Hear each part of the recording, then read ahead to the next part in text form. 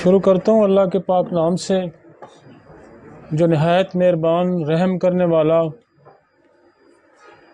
जो इज़्ज़त देने वाला, जो रिज़्क़ का रज़ाक़, जिसने पैदा किया और जिसके कब्ज़े में मेरी रूह है। आज हमारे पास जो नई सीरीज़ का पहला टॉपिक है ऑटोइम्यून डिजीज़ का। हमने पिछले लेक्चर में आपको एक इंट्रोडक्शन दिया था कि what is the autoimmune disease, autoimmune disease क्या होती है। तो उसमें आपको ये बताया था कि ऑटोइम्यून डिजीज़ मुख्तसरन इतनी बात है कि आपका जो मदाफ़ती निज़ाम है, आपका जो इम्यून सिस्टम है, जो बीमारियों के ख़िलाफ़ लड़ता है, वो किसी न किसी वजह से अपने जिस्म के ख़िलाफ़ लड़ाई शुरू कर देता है, अपने हेल्दी सेल्स को मारना शुरू कर देता है। This is the autoimmune disease. उसकी हमने आपको पूरी पैथोफिजियोलॉजी समझाई थी कि हमारे पास एक डिफेंस सिस्टम है जिसमें हमारा स्किन है, जिसमें हमारा नाक है, आंखें हैं, माउथ है और आपका यूरिन, ये वो एक फर्स्ट लाइन डिफेंस सिस्टम है। और एक हमने बताया था कि अल्टीमेटली हमारा डिफेंस सिस्टम है जो ब्लड के अंदर होता है, जो WBC जिसको हम कहते हैं वाइट ब्लड सेल, उसके अंदर होता है। और वो कैसे, जो फॉरेन बॉडी होती है, इन्वाइडर होता है, फॉरेन एंटीजन होता है, उसके खिलाफ कैसे वो लड़ाई करते हैं। तो वो सारा हमने आपको एक इंट्रोडक्शन दिया था। आज हम बाकायदा से डिजीज शुरू कर रहे हैं हेड से। ब्रेन की डिजीज शुरू करेंगे और फिर इसी तरह हेड टू टो नीचे आएंगे। पहले सर की बीमारियां हैं, बाकी फिर आपकी जोड़ों की बीमारियां हैं, दिल की बीमारियां हैं, सांस की बीमारियां हैं, स्किन की डिजीज है। तो वो सारी हम इसी तरह सिस्टम वाइज डिस्कस करेंगे। तो मैं टॉपिक पे आने से पहले, आज मेरे पास जो टॉपिक है वो है मल्टीपल स्क्लेरोसिस एंड गुलन-बारे सिंड्रोम। ये दोनों नर्वस सिस्टम की डिजीज हैं। हम दोनों को एक दूसरे से डिफ्रेंशिएट भी करेंगे और दोनों को अलग-अलग समझेंगे भी, और उसका फिर साथ हम इलाज भी देखेंगे कि हमारे पास उसका क्या इलाज है। तो मैं टॉपिक पे जाने से पहले एक ऑर्गेनन का फ्रोजम पढ़ता हूँ और उसको डिस्कस करते हैं और फिर टॉपिक पे आते हैं। तो आज मेरे पास जो फ्रोजम है वो है 187। वो कहता है कि लेकिन ऐसी खराबियां, तगय्युरात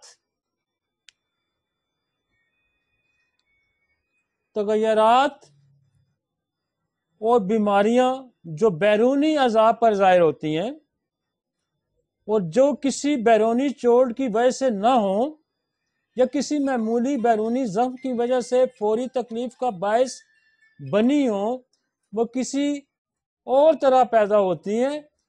इसकी वजह अंदरूनी बीमारी होती है।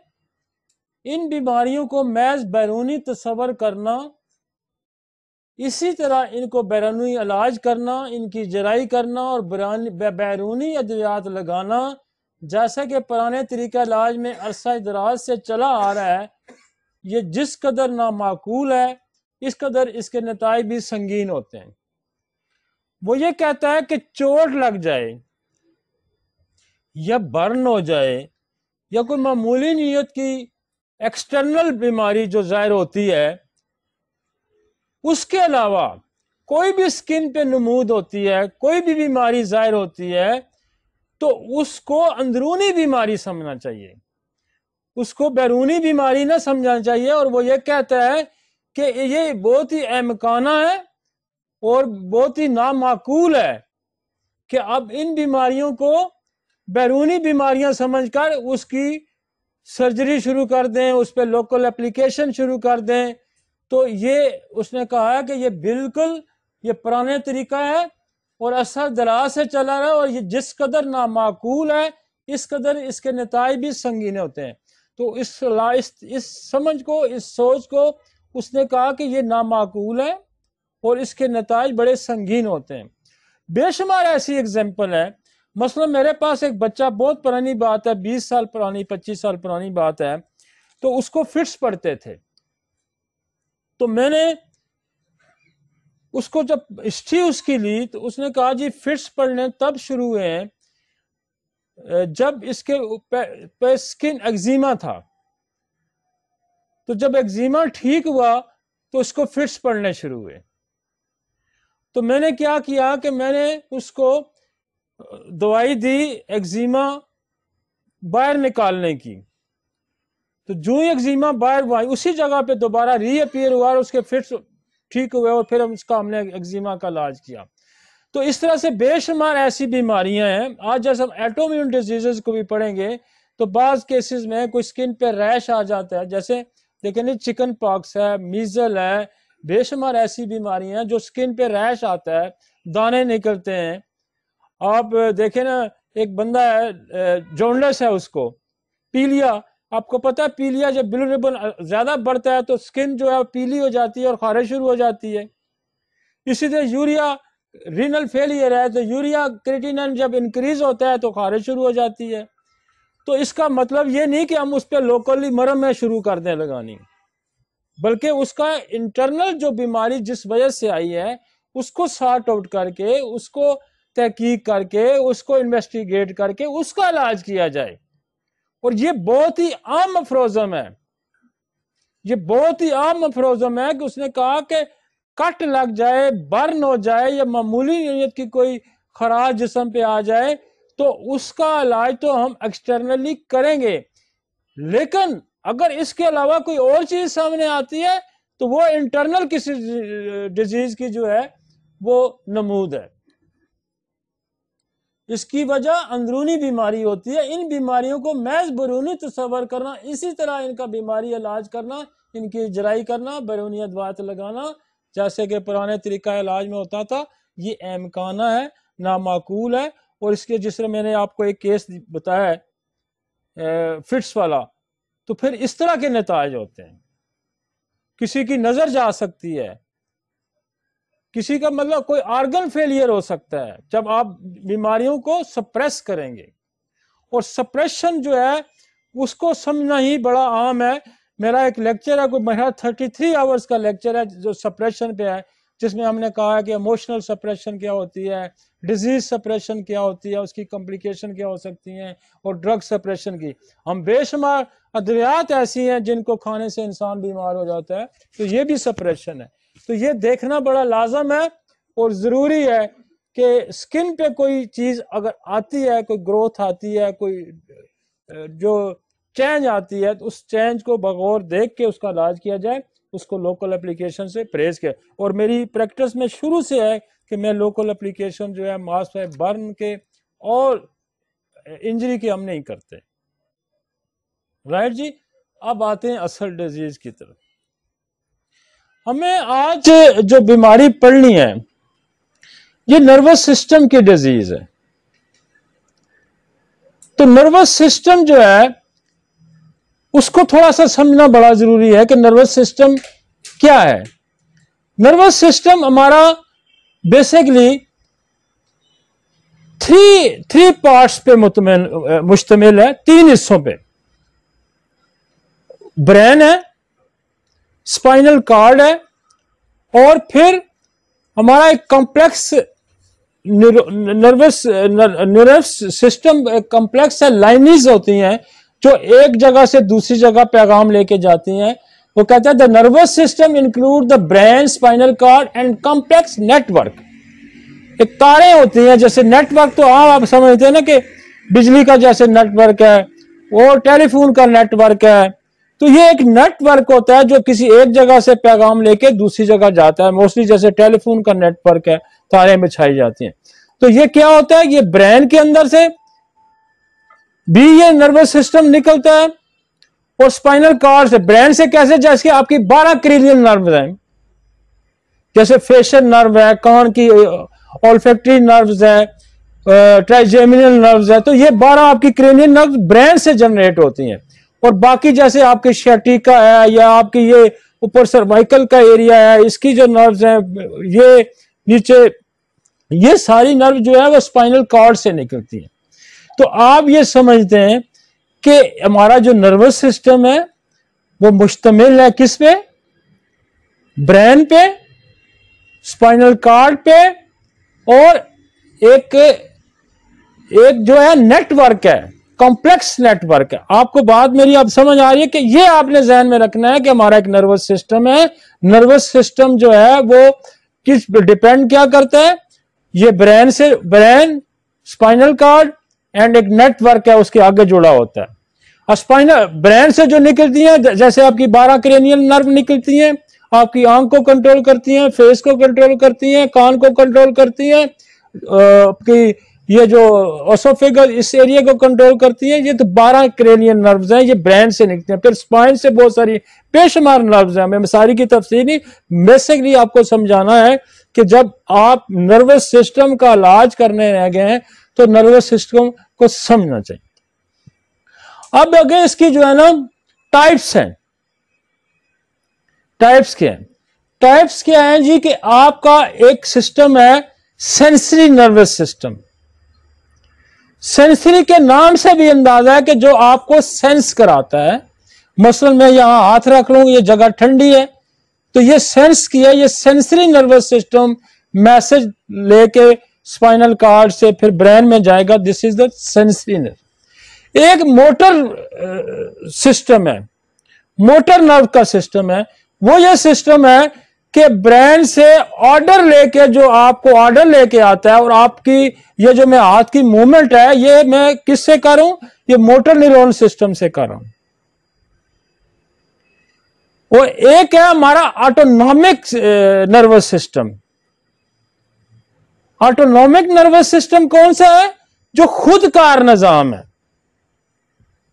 खुदकार निजाम क्या है? जैसे आपका दिल चल रहा है, आपके फेफड़े चल रहे हैं, आपकी आंतों की मूवमेंट है, ये सारा खुदकार निजाम है जो आपके इरादे के ताबे नहीं है।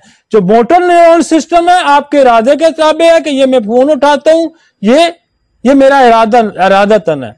एक मैं फोन, मेरा दिल है, मेरा दिमाग है, मेरे फेफड़े हैं, मेरे गुर्दे हैं, ये ऑटोनॉमिक नर्वस सिस्टम है जो खुदकार है। अब ऑटोनॉमिक नर्वस सिस्टम में भी दो आगे और कैटेगरीज हैं। एक जो है उसको क्या कहते हैं?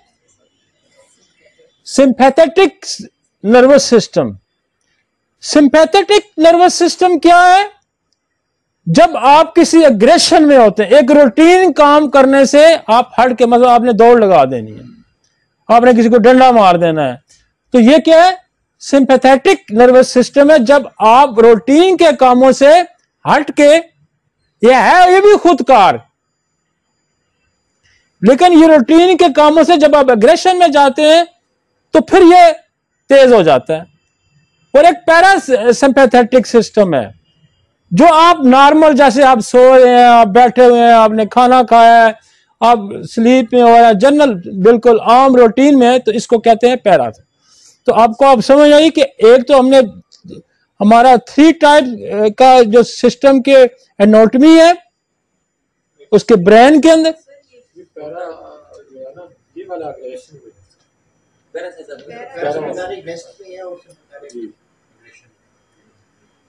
Sympathetic work at the rest, नहीं सिंपैथिक, दोबारा इसको ठीक, इसमें लिखने में गलती, टाइपिंग में गलती है, राइटिंग में गलती है। जो मैं बोल रहा हूं वो ठीक है। सिंपैथिक जो है वो बेसिकली एग्रेशन में यूज होगा और पैरासिम्पैथिक नॉर्मल होगा। इसको ठीक कर दें जी, ठीक है जी। तो पहले तो आपने हमारी एनाटॉमी जो है वो 3 हिस्सों पे, ब्रेन, स्पाइनल कार्ड और एक नेटवर्क है, ये समझ आ गई जी। उसके बाद फंक्शन क्या है इसके? फंक्शन क्या हो गया? फिजियोलॉजी होगी। फंक्शन क्या है? एक हमारा मोटर न्यूरल सिस्टम है, एक सेंसरी सिस्टम है, एक ऑटोनॉमिक सिस्टम। ऑटोनॉमिक के फिर 2 पार्ट आगे हो गए। तो मेरे ख्याल ये बच्चे को भी समझाओ तो समझ आएगा। अब ये समझ जाए, अब ये सिस्टम में जब खराबी आएगी तो फिर न्यूरोलॉजिक प्रॉब्लम स्टार्ट हो जाएंगे। ये नॉर्मल फंक्शन है, this is the normal function. अब होता क्या है कि ये जो नॉर्मल फंक्शन है कि वो बंदा चल रहा है, बोल रहा है, तो जब वो बोलना छोड़ देगा, जब वो चलना छोड़ देगा, वो ट्रेमर करेगा, मूवमेंट रिस्ट्रिक्शन आ जाएगी, उसको ये समझ नहीं लग रही ये ठंडा है ये गर्म है, तो फिर क्या होगा, ये पैथोलॉजिकल चेंजेस आ गई, कोई खराबी होगी। तो उसको हम क्या नाम देंगे? This is the disease, this is the abnormal activities. तो normal function and abnormal function. अब जो हम जिस डिजीज को पढ़ने जा रहे हैं, this is the multiple sclerosis, this is the nervous disease. ये असाब की बीमारी है। ये कहीं ब्रेन में अंदर खराबी आ गई है, कहीं नेटवर्क में खराबी आ गई है, कहीं आपका जो है वो स्पाइनल कार्ड के अंदर खराब, मतलब ये कोई खराबी आ गई है। उस खराबी को हम समझने की अभी कोशिश करेंगे और फिर उसको ठीक करने की भी कोशिश करेंगे। ठीक है जी, आगे चलें जी। कुछ मेरे दोस्त ने कहा कि पिछला लेक्चर थोड़ा कॉम्प्लिकेटेड था, मुश्किल था, लेकिन देखिए जी, हमें बड़ा मेहनत और कोशिश, बड़ी आसानी से समझाने की कोशिश की, लेकिन एट द एंड मैंने एक लाइन ही बोली थी। वो एक लाइन ये थी कि जो निजाम, मदाफती निजाम आपके फॉरेन बॉडी के खिलाफ, जरासीमों के खिलाफ, बीमारियों के खिलाफ इस्तेमाल होता है, वही मुदाफती निजाम आपके अपने जिस्म के खिलाफ जब इस्तेमाल हो जाएगा तो that is called autoimmune disease. तो इतना तो मतलब समझ आना कोई बड़ी मुश्किल नहीं है। मुश्किल है जी? हाँ, तो इतना समझ लें। अगर आपको, जिसको ज्यादा मजा आता है डिटेल समझे, जिसको नहीं ज्यादा चाहिए तो इतना तो कम अज कम समझे। अब ये खराबी आ गई है। अब स्ट्रक्चर ऑफ टिपिकल न्यूरॉन क्या है ये भी समझ लें, ताकि जब इसके अंदर खराबी आएगी ना तो फिर आप समझेंगे कि ये कहां खराबी आई है। खराबी, अब ये हमारी पूरा जो न्यूरॉन है बना हुआ, इसके अंदर देखें एक सेल बॉडी है, मुझे दे रहा हूं, ये जो देखें ये जो बिल्कुल फूल सा बना हुआ है, this is the cell body. और इसके आगे जो है एक लंबी सी जो लाइन है, ये एक्सोन इसको कहते हैं। और ये आगे एक्सोन टर्मिनल है कि जैसे ये यहां से एक और नर्व जुड़ती है, यहां से समझ आ जाएगी जी। और यहां जो ये जो फूल सा बना है, इसके आगे देखें आपने शाखें निकली नजर आ रही होंगी आपको। ये शाखें क्या है? इनको डेंड्राइट्स कहते हैं। ये जहां हमारे मसल के साथ ये जुड़ती हैं तो मसल के फंक्शन को एक्टिवेट कराती हैं। समझ आइए, एक सेल बॉडी है, एक एक्सोन लंबी सी ये तार है, और इसके बॉडी के साथ वो जो डेंड्राई शाखें आपको नजर आती हैं, इन शाखों का क्या काम है कि मैसेज जो है आगे कन्वे होता है। मसलन एक नर्व से दूसरे में मैसेज कन्वे होता है, और यहां आके ये होता है कि वो मसल के जंक्शन पे एक्टिवेट होता है। अब बहुत सारी बीमारियां ऐसी भी हैं जो नर्वस सिस्टम की बीमारी है, बहुत सारी मस्कुलर सिस्टम की है। बाद दफा नर्वस सिस्टम ठीक होता है, मस्कुलर सिस्टम का, जैसे मायोपैथी होगी, मस्कुलर सिस्टम काम नहीं कर रहा होता। बाद दफा जैसे एक बीमारी है, वो उसको कहते हैं माइस्थीनिया ग्रेविस, वो दोनों जंक्शन की बीमारी है, जहां नर्व और मसल आपका जंक्शन करता है, ये जो शाखें जहां के मिलती हैं वहां की बीमारी है, उसको कहते हैं न्यूरोमस्कुलर जंक्शन डिजीज। तो इसी तरह जो मल्टीपल स्क्लेरोसिस है, ये नर्व्स की डिजीज, ये कंप्लीट नर्व की डिजीज है। और इसकी तारीफ ये है कि ये नर्व की डिजीज है, ये ब्रेन और स्पाइनल कार्ड और जो हमारा नेटवर्क है इसमें कहीं भी हो सकती है। समझ आ गई जी बात आपको? आगे चलते हैं।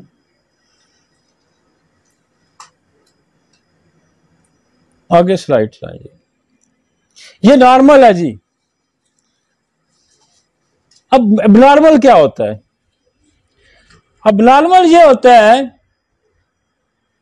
कि हमने बड़ी डिटेल से डिस्कस की थी कि जब फॉरेन बॉडी अटैक करती है तो क्या होता है कि हमारा एक टी सेल होता है, एक मैक्रोफेजेस होते हैं, एक बी सेल होता है, मैक्रोफेजेस डायरेक्ट अटैक करते हैं, इन्फॉर्म करते हैं टी सेल्स को, टी सेल इन्फॉर्म करता है बी सेल को, बी सेल के अंदर एंटीबॉडी बनती है और वो दो तरह की इम्यूनिटी पैदा हो जाती है। एक डायरेक्ट अटैक है, एक उस तरह की फौज बना के अटैक किया जाता है। और फिर मतलब ये हमने पहले सारा समझा हुआ है।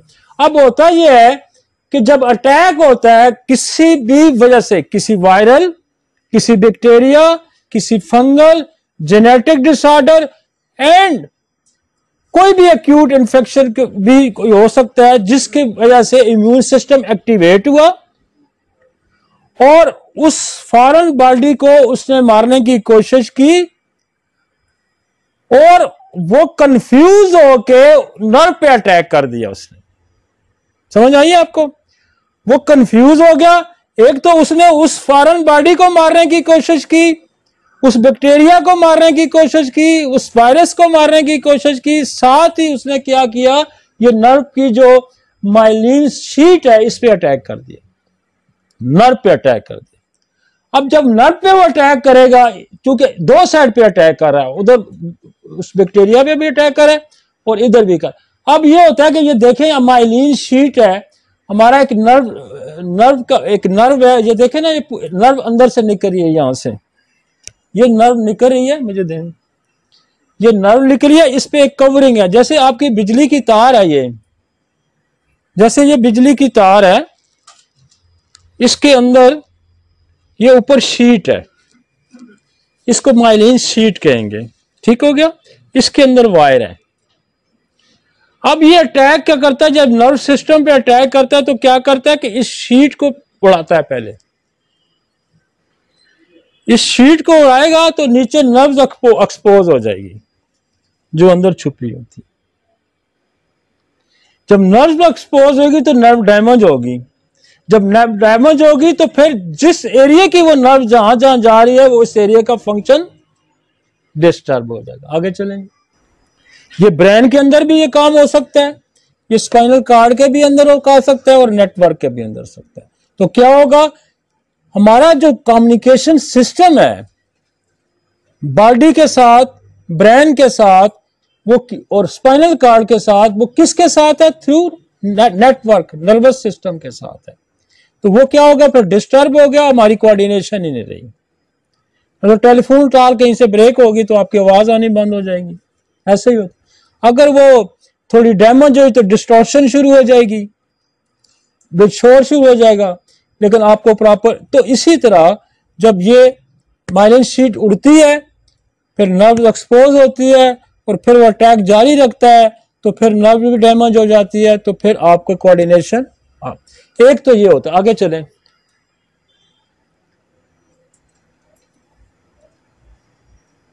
थोड़ा सा आगे चलें। अच्छा, इसमें का हॉलमार्क क्या है?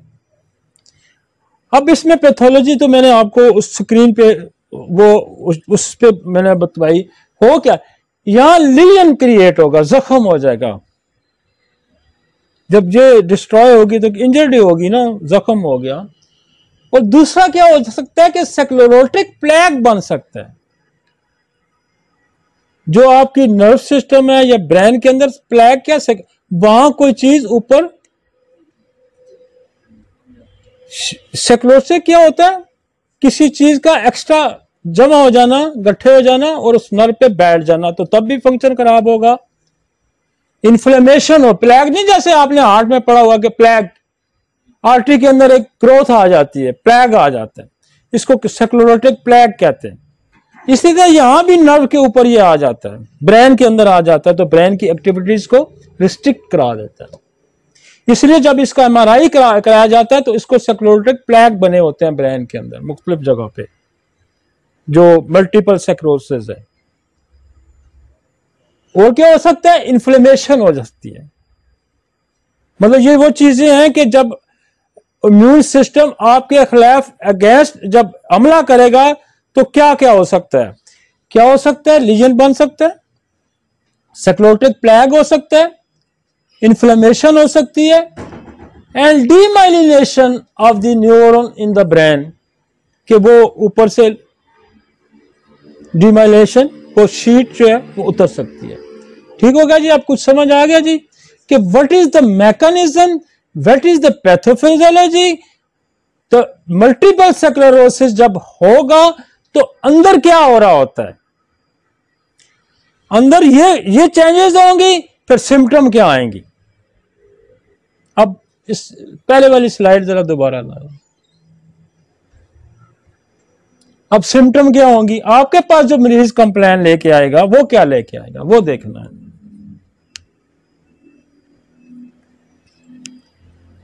आपके पास जो मरीज कंप्लेन लेके आएगा वो क्या है, क्या मरीज आपको कंप्लेन करेगा, पेनफुल आइल मूवमेंट, जी मेरी आंखों की मूवमेंट बड़ी मुश्किल हो रही है, दर्द हो रहा है जब मैं मूवमेंट करता हूं। इसका मतलब ऑप्टिक नर्व को डैमेज कर रहा है। तो आपको सीरियसली सोचना चाहिए कि ये बंदा जो आया मेरे पास, ये कहता है मेरी आंखों की मूवमेंट बड़ी पेनफुल हो गई है, तो आपको ध्यान जाना चाहिए उस तरफ। Tremors and loss of coordination, balance damage to the cerebrum, आपका चलना मुश्किल हो गया, बैलेंस करना मुश्किल हो गया। वो कहता है मैं चलता हूं तो मुझे कोई सही समझ नहीं लग रही जी, मैं कभी इधर पाँव रखता हूं, मैं कभी इधर पाँव रखता हूं। लिम्स एंड मसल्स वीकनेस, बाज मरीज आते हैं जी मुझे वीकनेस महसूस हो रही है, मुझे थकावट ज्यादा हो रही है, स्पाज्म आ रहा है, कंट्रैक्शन हो रही है, पेन हो रहा है, नमनेस आ रही है। अक्सर जो कंप्लेन लोग ये भी करते हैं कि मेरे हाथों में, मेरे पाँव में मेरे नमनेस आनी शुरू हो गई है। Lead to mobility problem, damage to the spinal cord, इसका मतलब है ये स्पाइनल कार्ड को उसने डैमेज किया, ऊपर किया तो ब्रेन के अंदर का मसला आ गया। अब जी ये जो प्रॉब्लम बता रहा है कि हाथ सुन्न हो रहे हैं, पाँव सुन्न हो रहे हैं, तो ये समझो कि ये जो स्पाइनल कार्ड पे अटैक है, ये क्योंकि आपकी बॉडी को कौन कंट्रोल कर रहा है, नीचे से स्पाइनल, ये ऊपर वाला फेशियल बाइस क्रैनियल नर्व कंट्रोल कर रही है, और नीचे जो बॉडी है, हाथ है, पाँव है, ये सारा कौन कंट्रोल कर रहा है, ये स्पाइन की नर्व कंट्रोल कर रही है। और वो कहता है इलेक्ट्रिक सोर्स सेंसेशन महसूस हो रही है, provoked by the neck movement, Lhermitte sign है ये। तो ये वो कह रहा है कि जब ये इस किस्म के झटके लग रहे हैं जी, कभी करंट लग रहा है, तो ये आपको, आपका ध्यान फौरन जाना चाहिए कि इस बंदे को कहीं मल्टीपल स्क्लेरोसिस नहीं होगा। उसके लिए फौरन एमआरआई ब्रेन लिखा जाता है और जो स्पाइन लिखा जाता है, ताकि आपको पता चल जाए कि ये कहीं जो है नर्वस सिस्टम कहाँ कहाँ डैमेज हो रहा है। ठीक है जी, आगे चलते हैं। हो गया।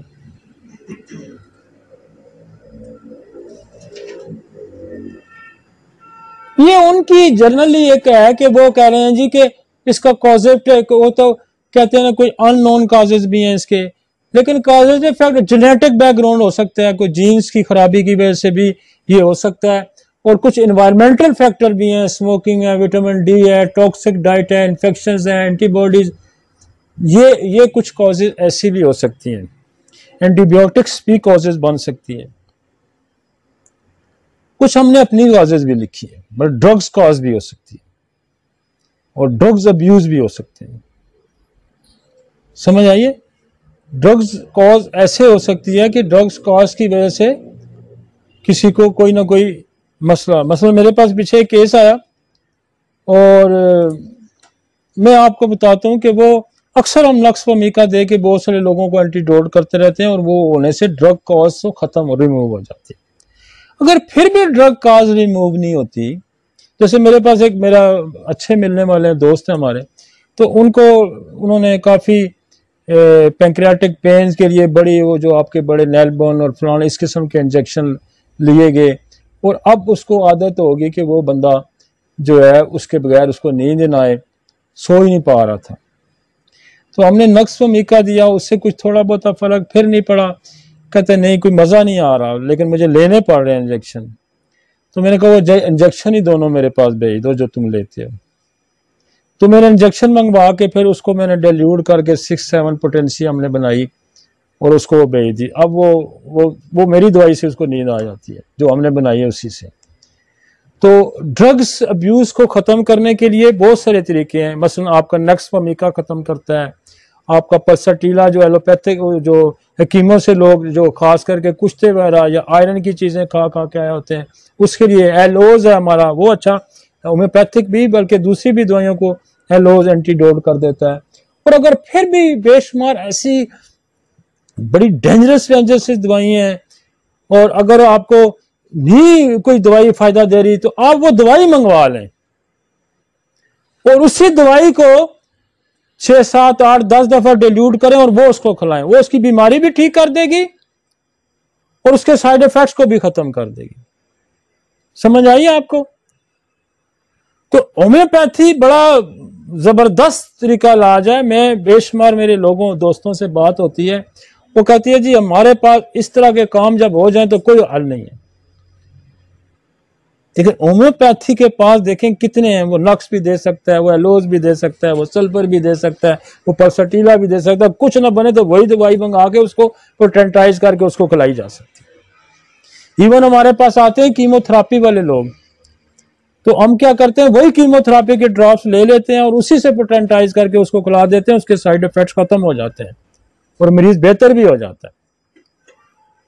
तो यहां उसने ड्रग्स का जिक्र किया, एंटीबायोटिक्स का। एंटीबायोटिक को बहुत अच्छा है, नक्सफमीका जो है एंटीडोट कर देते। कॉजेटिव फैक्टर एड्रेस करें कि मल्टीपल स्क्लेरोसिस होने से पहले हुआ क्या था। पहली तो बात है कि मैंने इसमें कॉजेज मैंने अपने डिस्कस किए हुए हैं। हमने कहा जी इन्फेक्शियस कॉजेज हो सकते हैं और उन्होंने भी कहते हैं कि इन्फेक्शियस कॉजेज हो सकते हैं। इन्फेक्शियस कॉजेज यही है ना कि कोई बैक्टीरिया आ गया उसके खिलाफ फाइट शुरू होगी, कोई वायरस आ गया उसके खिलाफ फाइट शुरू होगी, तो वो ट्रिगर करके उसने अपने कंफ्यूज होकर अपने ही सेल्स को डैमेज करना शुरू कर दिया। तो इन्फेक्शियस कॉजेज में क्या है, बैक्टीरिया है, वायरस है, फंगल है, पैरासाइट है, इसको एड्रेस करें। और आपके पास बेशुमार इन्फेक्शियस कॉजेज को रोकने की मेडिसिन है, जैसे आपने बेसिलिनियम दे दी, जैसे आपने ट्यूबर दे दी, जैसे आपके पास बेशुमार फंगल की जैसे दवाइयां आ गई, कैनाडीडा आ गया, ईस्ट आ गई, वो दें, मेडोरिनम है, थूजा है। तो जितने भी इन्फेक्शियस डिजीजेज हैं आप उनको इन्फेक्शियस डिजीजेज को जब कंट्रोल करेंगे तो ये अब वो क्या करते हैं, वो क्या करते हैं, प्लाज्मा चेंज करा देते हैं। प्लाज्मा चेंज करते हैं और लगाते हैं ताकि इसके अंदर से एंटीबॉडी रिड्यूस हो। एलोपैथिक वाले क्या करते हैं पूरी तो जैसे गुलन बारेल सिंड्रोम का उनके पास क्या हाल है कि वो प्लाज्मा चेंज कराएंगे और नई फिर वो उसको लगाएंगे। तो हमारे पास बेशुमार चीजों का हल है। अगर आप ये समझते हो, ये बड़ा डिफिकल्ट, डिफरेंट और अनट्रीटेबल जो टॉपिक है ये जिसको मैंने छेड़ा हुआ है, और इसके लिए आपके पास बड़े मजे के तरीके हैं और बड़े बड़े मजे के नुस्खे भी हैं अगर आप इसको समझते हैं। इसलिए मैंने आपको पूरा नर्वस सिस्टम शॉर्टली ब्रीफली थोड़ा थोड़ा समझाया ताकि आपके दिमाग में बैठ जाए कि व्हाट इज। अब ये आपकी जो न्यूरोपैथी आ जाएगी, जैसे डायबिटिक न्यूरोपैथी आ जाती है, उसमें भी क्या होता है, नर्व डैमेज होती है। तो कॉजेटिव फैक्टर को एड्रेस करके उसमें देखें आपकी प्लमोमेट, उसमें आपकी जेल्सियम, उसमें कालीफास, उसमें ओपियम, कास्टिकम, कोरारे, बेशुमार ऐसी दवाइयां हैं कि जो डायबिटिक न्यूरोपैथी मतलब नर्व डैमेज हो जाना। आगे चले।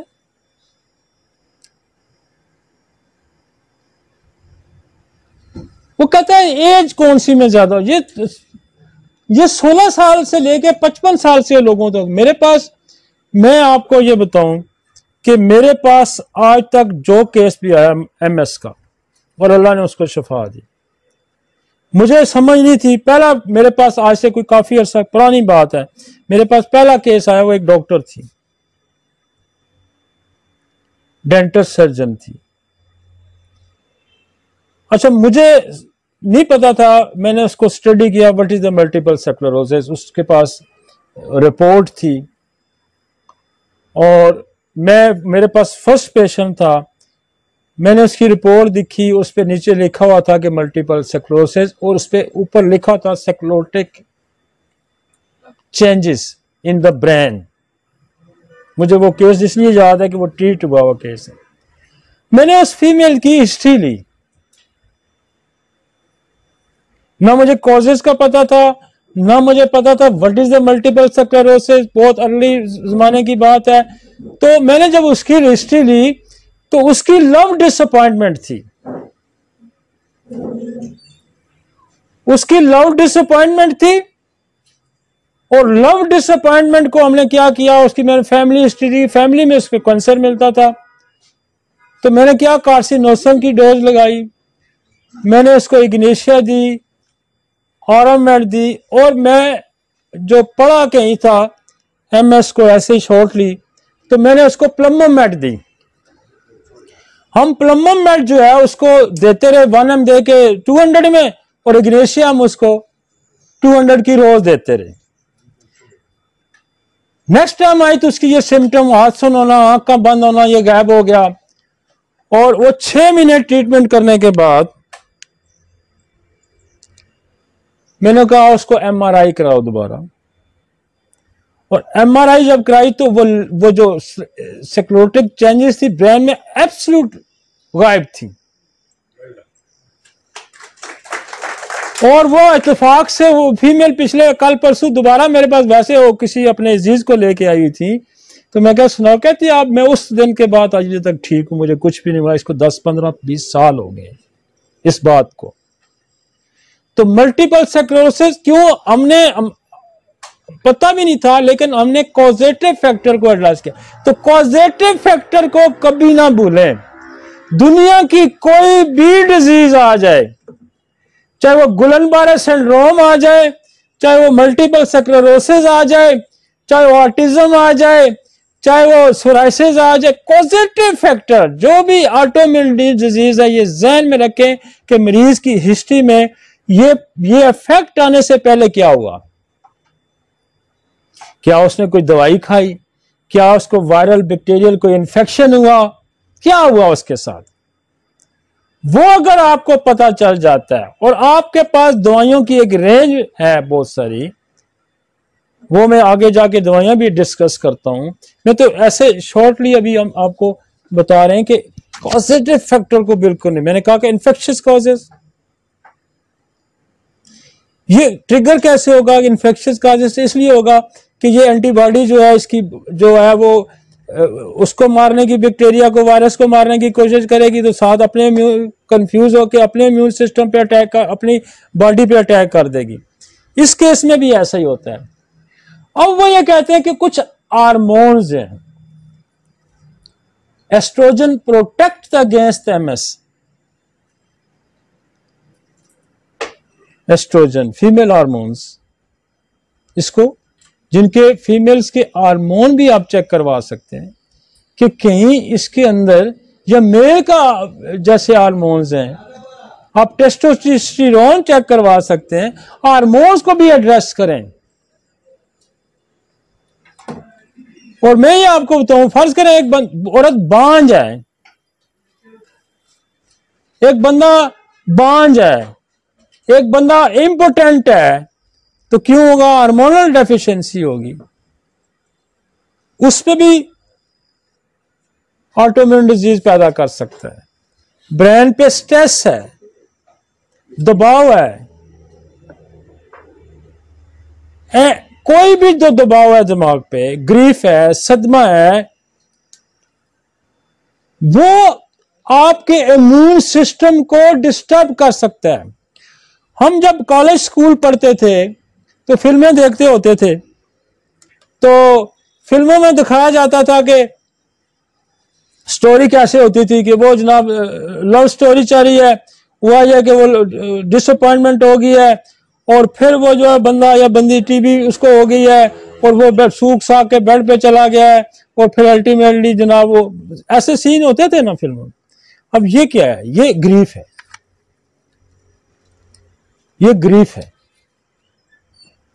तो ग्रीफ इंसान को डेथ करवा सकता है, ग्रीफ आपके मदाफती निजाम को तबाह कर सकता है। सुसाइड नहीं लोग करते, सुसाइड करते हैं ना लोग, तो सुसाइड क्या है, अपने आप को मारना क्या है, ये भी तो ऑटोम्यून है ना। आपको खुदा ने जिंदगी की ख्वाहिश पैदा करके पैदा किया है, तो जिंदगी की ख्वाहिश ना रहना अगेंस्ट द नेचर है। जिंदगी की ख्वाहिश ना रहना अगेंस्ट द नेचर है। इसका मतलब है ऑटोइम्यून डिजीज में आपकी इग्नेशिया इस्तेमाल हो सकती है, ऑटोइम्यून डिजीज में आपका ऑरोमेट इस्तेमाल हो सकता है, ऑटोइम्यून डिजीज में आपकी नेट्रोमेर इस्तेमाल हो सकती है, ऑटोइम्यून डिजीज में आपकी एसिड फाज इस्तेमाल हो सकती है, ऑटोइम्यून डिजीज में आपकी कास्टिकम, आपकी स्टेफिसाइगेरिया इस्तेमाल हो सकती है। वो लोग जो सप्रेशन का शिकार हैं, वो जो लोग सप्रेशन का शिकार हैं, जो खौफ में मुब्तला हैं, बहू है, मुलाजम है, बास का डर है, वैसे भी चोर का, डाकू के डर में मुब्तला है, ब्रेव नहीं है, सप्रेस कर है, उसको ऑटोइम्यून डिजीज हो सकती है, उसकी दवाई स्टेफिसाइगेरिया हो सकती है। इसी तरह आपकी एक दवाई है वो पैरस क्वाड्रिफोलिया। पैरस क्वाड्रिफोलिया भी गम की एक पूरी पिक्चर है। उसके बारे में एक केस रिपोर्ट किया हुआ काशी राम ने कि वो एक औरत जो टिकटिकी बांध के और बिल्कुल किसी से बात नहीं करती थी, चुप, उसको ग्रीफ का हिस्ट्री है, और उसको पैरस क्वाड्रिफोलिया से ठीक किया गया। कभी आपने डिप्रेशन में पैरस क्वाड्रिफोलिया नहीं दी होगी। और पैरस क्वाड्रिफोलिया क्या करती है, आपके नर्व पे अटैक करती है और आपको सर्वाइकल स्पॉन्डिलोसिस की बड़ी दवाई है। तो causative factor and physical appearance देखें कि वो बेसिकली शॉक सदमे की भी दवाई है, और उससे ये तीनों आपका सर्वाइकल स्पॉन्डिलोसिस कंप्रेशन आता है और ये आपकी हाथ की उंगलियां सुन्न होती हैं, तो हम पैरस क्वाड्रिफोलिया देते हैं, उससे ठीक हो जाती है। तो कहने का मकसद यह है कि कॉजेटिव फैक्टर एड्रेस करना है, हार्मोन्स को एड्रेस करना है, और इसमें वो कहता है कि औरतें ज्यादा शिकार होती हैं, मतलब 2 औरतें 1 मर्द की रेशो दी गई है। ऑटोइम्यून डिजीजेस, मल्टीपल स्क्लेरोसिस में मर्दों की निस्बत औरत ज्यादा शिकार होती है। उसकी वजह देखें कि वो हार्मोनल इश्यूज भी हो सकता है, और वो डिप्रेशन औरत के साथ ज्यादा है। ये ध्यान रखें, हमारी औरत जो है ऑल ओवर वर्ल्ड ज्यादा मुतासर है ग्रीफ की।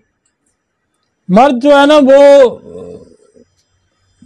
कम मुतासर होता है, लेकिन कम मुतासर होता है। इसको 51 और 2 की रेशो दी गई है, इंटरनेशनल स्टडी है कि 2 औरतें होंगी, 1 मर्द होगा। मसलन हो सकता है औरत की फैमिली के ऐसे मिसाल हैं कि वो उसका खामन मर जाता है तो वो दूसरी शादी नहीं कर पाती, डाइवर्स हो जाती है तो दूसरी शादी नहीं कर पाती। मर्द तो कर लेगा, तो रेशो इस वजह से भी बढ़ती है। स्पेशली थर्ड वर्ल्ड के जो एशियन के हमारे मिसाइल्स हैं, और हमारे तो यहाँ 70 भी लोग होते हैं, तो क्या उसको मल्टीपल स्क्लेरोसिस हो सकता है ना?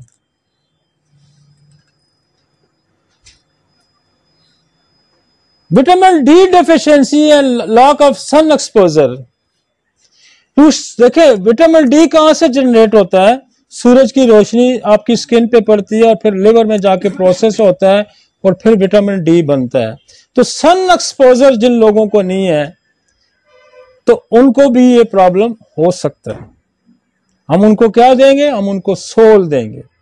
हम उनको क्या देंगे जी? सूरज की जो रोशनी या सूरज की शुआओं से जो मसाइल पैदा होते हैं उनकी दवाइयां कौन सी हैं? उसकी दवाइयां नेट्रम कार्ब है, उसकी दवाई जनाब आपकी नेट्रोम्योर है, उसकी दवाई जो आपकी ग्लोनाइन है, उसकी दवाई जलसीम है, उसकी दवाई बेलाडोना है, उसकी दवाई एक्सरे है, उसकी दवाई सोल है। तो फिर यूं करेंगे,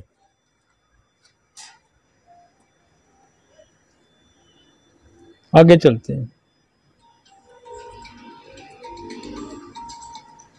stress, other autoimmune diseases type.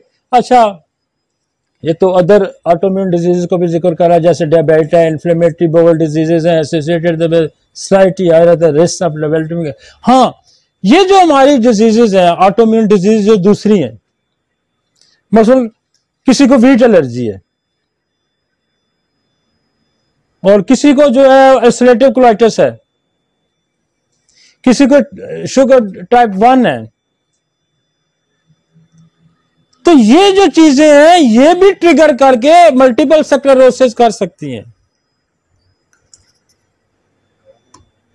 तो देखें ना, हम तो जो आपकी जो है सीलिएक है हम कितना अच्छा ठीक करते हैं, हम अल्सरेटिव कोलाइटिस कितना अच्छा ठीक करते हैं, शुगर हम इतना अच्छा ठीक करते हैं। तो ये भी उधर देखें कि other autoimmune disease can multiple sclerosis. समझ आई कि जो दूसरी ऑटोइम्यून डिजीज है, ये सब्जेक्ट बहुत बड़ा है भाई। अगर आप ऑटोइम्यून डिजीज को समझ जाते हैं, ये बड़ा सब्जेक्ट है, आपने दुनिया में एक और नई रीत पैदा करनी है कि homeopathy can treat the autoimmune disease. और हमारे बेशुमार लोगों, मेरे पास एग्जांपल है मेरे अपने क्लिनिक की और मेरे कई दोस्तों के क्लिनिक की, उन्होंने ऑटोइम्यून डिजीजेस ठीक की हुई हैं।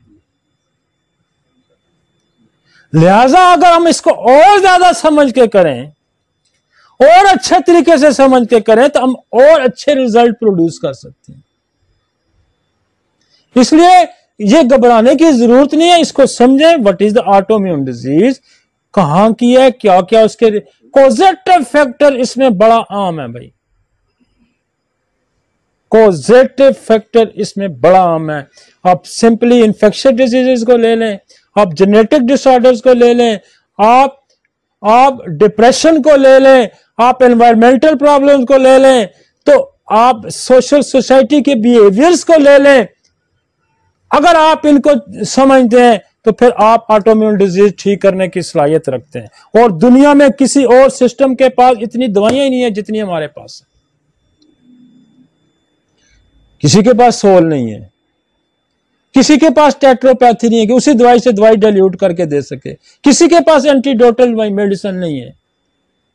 वो क्या कहते हैं, जब हमारे पास कोई दवाई जो है साइड इफेक्ट शुरू कर दे तो हम यही कहते हैं कि बस इसको बंद कर दें।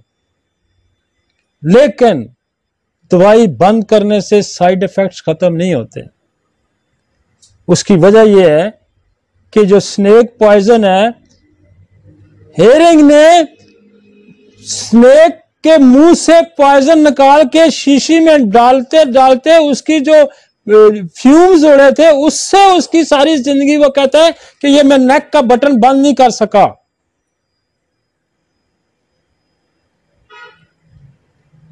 तो ड्रग्स ऐसी ऐसी हैं कि जिस्म के अंदर जिंदगी भर की खराबियां पैदा कर देती हैं, जिंदगी भर की खराबियां पैदा कर देती हैं। स्मोकिंग, अल्कोहल, ये इंक्रीज कर सकता है इसको, द रिस्क फैक्टर में से, but also accelerate the progression. वो कहता है ये काज नहीं सकती लेकिन इनको इंक्रीज कर सकता है। कुछ हमारी आदतें हैं, कहते हैं दुनिया में जब आपके पास सारे इलाज खत्म हो जाए, आपके पास सारे इलाज खत्म हो जाए तो क्या करें, बंदे की आदतें छुड़वाएं। हो सकता है उसकी कोई आदत ऐसी हो जो उसकी बीमारी का सबब बन रही है, उसकी आदतें छुड़ाएं, उसकी जगह तब्दील करें, उसका एटमॉस्फेयर चेंज करें। मसलन हनीमन का एक केस कोड किया हुआ है ना कि उसका दोस्त बीमार हो गया, वो आर्टिस्ट था, वो तस्वीर कशी करता था और वो बीमार हो गया और अलीमन बेशुमार दवाइयां देने के बावजूद वो नहीं ठीक हुआ। तो अलीमन जब उसके स्टूडियो में गया और उसने सारा दिन उसको ऑब्जर्व किया तो वो जो स्याही इस्तेमाल करता था वो लिप्स के अंदर रखता था और वो स्याही सिपिया से बनी हुई थी। उसने कहा कि तुम्हारी बीमारी मैंने पकड़ ली है। तो कॉजेटिव फैक्टर बड़ा आम है। जो सिम्टोमेटोलॉजी है ना, मैं होम्योपैथ भाइयों से ये मेरी गुजारिश है कि हम फुली सिम्टोमेटोलॉजी पे डिपेंड नहीं कर सकते। सिम्टम क्रिएट होती हैं किसी वजह से, सिम्टम क्रिएट होती हैं किसी वजह से, वो वजह जाननी बड़ी जरूरी है। और अगर वो वजह पता चल जाती है और उसके पास आपकी रेमेडी, नेचर लॉ ऑफ क्या है, लॉ ऑफ नेचर क्या है, दुनिया के तमाम मसाइल कैसे हल किया जा सकता है, चाहे वो सोशल है, चाहे वो इकोनॉमिकल है, चाहे वो फिजिकल है। कॉजेटिव फैक्टर एड्रेस करें और उसकी रेमेडी उसके मुताबिक दें। और आपने मल्टीपल स्क्लेरोसिस को देखा होगा कि मैं कहां कहां घूमा हूं, मैं इन्फेक्शियस डिजीज में घूमा हूं, मैं जेनेटिक डिसऑर्डर में घूमा हूं, मैं डिप्रेशन ग्रीफ में, मैं सारी चीजों के अंदर हम घूमे हैं। और ये इससे बगैर इतनी बड़ी डिजीजेस का एड्रेस करना इतना आसान नहीं है। आगे चलते हैं।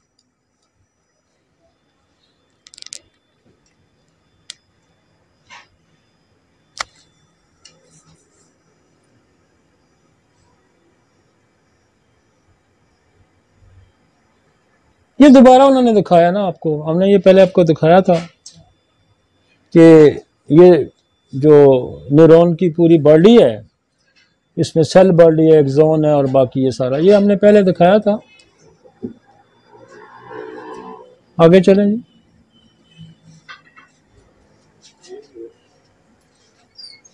ये भी हमने दिखाया था कि ऑटोइम्यून अटैक होता है।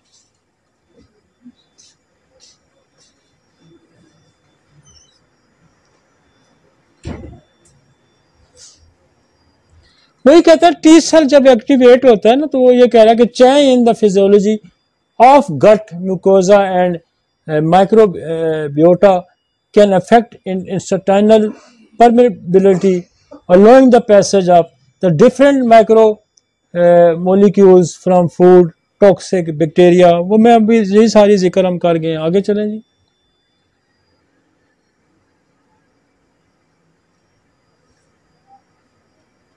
और वो कहते हैं myelin protein have some amino acid similarity to the virus. Epstein Barr virus है, एक हर्पीज है, पेप्लोमा है। अब ये बैक्टीरिया का अब ये देखें ना, ये जो वायरस के नाम ले रहा है, एप्स्टीन बैर वायरस है, हर्पीज। हर्पीज तो आप आम नाम है, हर्पीज वायरस जो है, हर्पीज वायरस जो होता है वो भी अगर सप्रेस हो जाए और सही ठीक ना हो तो वो भी वो कहता है कि ऑटोइम्यून डिजीज क्रिएट कर सकता है। और वो क्या कर सकता है, मल्टीपल स्क्लेरोसिस पैदा कर सकता है। पेप्लोमा, पेप्लोमा वायरस क्या है? पेप्लोमा वायरस जो है कि ये एसटीडी है, जेनेटिक है और सेक्सुअल ट्रांसमिटेड डिजीज है। ये जेनेटिक वॉर्स जो पैदा करता है और ये सर्विक्स का कॉमन है अमेरिका में, इसका कैंसर पेप्लोमा वायरस का। और ये जो है पेप्लोमा वायरस वहां तो इसकी वैक्सीन बल्कि दी जाती है लोगों को अमेरिका में। और मैं काफी अर्सा पहले मैंने ये पेप्लोमा वायरस मंगाया। मैं वार्ड्स में इसको कसरत से हम यूज करते हैं, जहाँ थूजा मेडोरिनम वगैरह एसिड होती है तो हम एज इंटरकरेंट रेमेडी के तौर पे पेप्लोमा वायरस का इस्तेमाल करते हैं जब वार्ड्स नहीं गिरते। तो specially genetics ward, viral wards जो है वो पेप्लोमा वायरस है। और हम बड़े काफी अरसे से हम पेप्लोमा वायरस का इस्तेमाल करते हैं और ये ट्रिगर हो सकता है। और बैक्टीरिया में वो सूडोमोनास कॉमन है, सूडोमोनास कॉमन है। और फूड कंटेंट में वो कह रहा है milk dairy product content protein butyrophilin, ये प्रोटीन है, ये कॉज होती है when immune system activate by the pathogens और food it may trigger the MS. जब असल वजह यह है कि ये जितनी चीजें हैं फर्स्ट पेप्लोमा वायरस का, हर्पीस का, जब कोई भी वायरस बैक्टीरिया के खिलाफ देखिए, इसीलिए आपको समझना जरूरी है, क्या उसको कहीं हर्पीस तो नहीं हुई थी, क्या उसको कोई फूड पॉइजनिंग तो नहीं हुई थी, क्या उसको पेप्लोमा वायरस तो नहीं हुआ था, क्या उसको सूडोमोनास तो नहीं हुआ था, क्या उसको एच पेलोरी तो नहीं हुआ था, क्या उसको इकोलाई तो नहीं हुआ था, क्या उसको इंटरोटैकस कोकस तो नहीं हुआ था? क्या उसको स्टेफिलोकोकस तो नहीं हुआ था? क्या उसको स्टेप्टोकोकस तो नहीं हुआ था? अब स्टेप्टोकोकस क्या करता है ना, वो भी तो जो आपके ऑटोइम्यून डिजीज पैदा करता है कि हार्ट के वॉल्स को तबाह करके रख देता है। ठीक है ना जी? तो ये जज करें ना, ये कॉजेस जज करें, क्या हुआ था, क्या हुआ था, क्या हुआ का सवाल आपको जब मिलेगा तो मैंने इसकी बेशुमार इन्फेक्शियस डिजीजेस, मैंने बड़ी इन्फेक्शियस डिजीज है ना ये स्ट्रेप्टोकोकस हो गया, पेप्लोमा हो गया, ये जो आपका सूडोमोनास होगा, इकोलाई एंटेरोकोकस हो गया, ये सारे क्या है, ये इन्फेक्शियस डिजीज है। आपको इन्फेक्शियस डिजीजेस को एड्रेस करके आप उसको ऑटोइम्यून ठीक कर सकते हैं। आगे चले, वो कहता है इन्फेक्शन डिजीज की वजह से आपका इम्यून सिस्टम एक्टिवेट हुआ। जब आपको किसी ने गाली दी, जब आपके मुखालिफ ने आप पे हमला किया, तो आप बंदूक लेके निकले, आपने फायर मारा मुखालिफ आदमी को, साथ कोई छुड़ाने वाला बेचारा महल्ले वाला आ गया, आपका रिश्तेदार हो गया, वो फायर आपने उसको भी मार दिया। अब समझ आइए, एक्टिवेट हुए आप, आपकी फौज एक्टिवेट हुई, आपकी पुलिस एक्टिवेट हुई, उसने चोर को मारने की कोशिश की तो राह में राहगीर भी मारा गया। अब समझ आ रही है? बॉर्डर पे फौज बैठी है, उन्होंने दुश्मन को मारा, आपके कुछ बंदे आगे पड़े हुए थे या पीछे, तो फायर बैक फायर हुआ, तो वो बैक फायर हुआ या वो फायर, तो आपने अपने बंदे मार दिए। तो अक्सर लड़ाई में ये होता है कि जब लड़ाई होती है, लड़ाई होती क्यों है? जब आपका इमोशंस, आपकी बॉडी एक्टिवेट होती है किसी फॉरेन एलिमेंट्स के खिलाफ। इसी तरह ही होता है ना, लड़ाई तब होती है ना, ये लड़ाई है ना। अब ये लड़ाई है तो गुमसान की जब लड़ाई हुई तो बंदे आपने अपने भी मार दिए साथ। अंडरस्टैंड? उस वजह को समझे लड़ाई क्यों हुई, उसको सेटल करने की कोशिश करें। लड़ाई क्यों हुई? क्या इन्फेक्शस था, कोई डिप्रेशन था? डिप्रेशन होता तो बंदा नहीं मारता, जो अपने आप को मार देता है, गोली दूसरे को मार देता है। किसी की औरत भागी तो उसने दूसरे को गोली मार दी, किसी की जमीन पे किसी ने कब्जा किया तो लड़ाई होगी। उस लड़ाई के दौरान क्या होगा कि आपके अपने बंदे मारेंगे। This is the autoimmune disease. लड़ाई हमारी बॉडी की है अगेंस्ट द फॉरेन इन्वाइडर के खिलाफ, उसके खिलाफ इम्यून सिस्टम एक्टिवेट हो गया हमारा कि मैं रोकूं इसको, मैं इसका डिफेंस करूं, मैं इसको मारूं, चाहे वो बैक्टीरिया है, चाहे वायरस है, चाहे कुछ भी है। तो जब सिस्टम एक्टिवेट नहीं होगा, अब ये कहते हैं कि सिस्टम को एक्टिवेट होना बंद कर दें। एलोपैथी में क्या होता है? सिस्टम एक्टिवेट ही ना हो। जब सिस्टम एक्टिवेट नहीं होगा तो क्या होगा? लड़ाई की आपने बंदे बंद कर दिए, आपने जनाब दरवाजों के बाहर ताले लगा दिए कि जो भी आता है आपने बोलना नहीं है भाई। बंदूकें आपसे ले ली हैं उन्होंने, असला आपसे ले लिया गया है। अब लड़ाई आप कैसे करेंगे? बाहर से आ गया बंदा मारने तो मारेगा आपको। तो जब सिस्टम एक्टिवेट करना आप सस्पेंड करेंगे तो फिर जिस वायरस के खिलाफ उठे आप, जिस वजह से वो तो रुक गया है, लेकिन आप और भी किसी के खिलाफ आप, क्योंकि आपके पास तो बंदूकें ही खत्म हो गई हैं, तो आपके पास तो उन्होंने छुरे चाकू ले लिए हैं। अब कोई वैसे भी बंदा जो है ना छोटा मोटा भी आप पे कुछ करेगा तो आप तो बेबस हैं। तो वो ये कहते हैं कि हम इम्यून सिस्टम को सप्रेस कर देते हैं, दबा देते हैं, ताकि ये एक्टिवेट ही ना हो।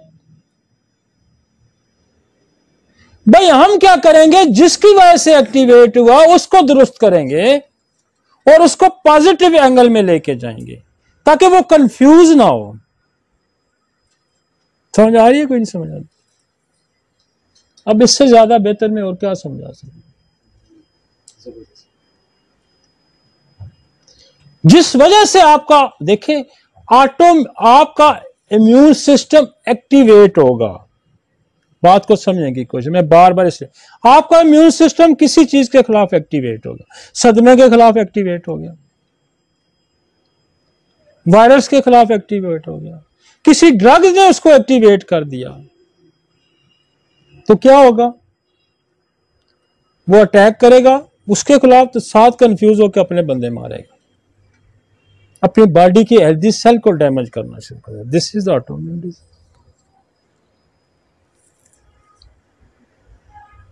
ये देखा है उसने?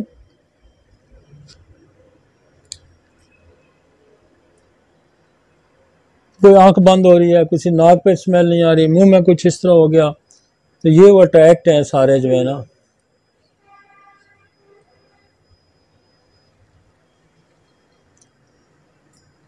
ये डैमेज हो गया न्यूरॉन, वो हेल्दी न्यूरॉन है। अब हेल्दी न्यूरॉन जब डैमेज हो जाएगा तो क्या होगा कि कोऑर्डिनेशन खत्म हो जाएगी ना। जो मैसेज ब्रेन से आना है वो ठंडा लगा, हाँ जी ठंडा, ये मैसेज खत्म हो गया। हाँ जी अब इसके खिलाफ ठंडा तो हाथ उठाना है, आपने हाथ उठाना नहीं है। आपका न्यूरॉन सिस्टम डैमेज हो गया कि भाई आप ये ठंड है, ठंड क्या, फौरन पीछे हाथ उठाएं। ये ठंड सेंसरी सिस्टम का है, महसूस करना, आपने हाथ उठाया, न्यूरॉन सिस्टम एक्टिवेट हुआ। तो जब आपका सिस्टम, कम्युनिकेशन सिस्टम डैमेज होगा, आपको ये सेंस नहीं हो रही, आपका हाथ जल जाएगा, आप ऊपर से ऑर्डर नहीं आ रहा, मोटर न्यूरॉन एक्टिवेट ही नहीं हो रहा, तो काम खराब होगा। तो this is the disease of the nervous system because of the autoimmune disorders, कि वो activate system not the right direction, बल्कि वो गलत डायरेक्शन में इस्तेमाल होना शुरू हो गया, क्योंकि बहुत सारी चीजें वो फॉरेन बॉडी के साथ मिलती जुलती होती हैं और वो कंफ्यूज होकर अटैक इधर करता है। चलें जी आगे चलते हैं।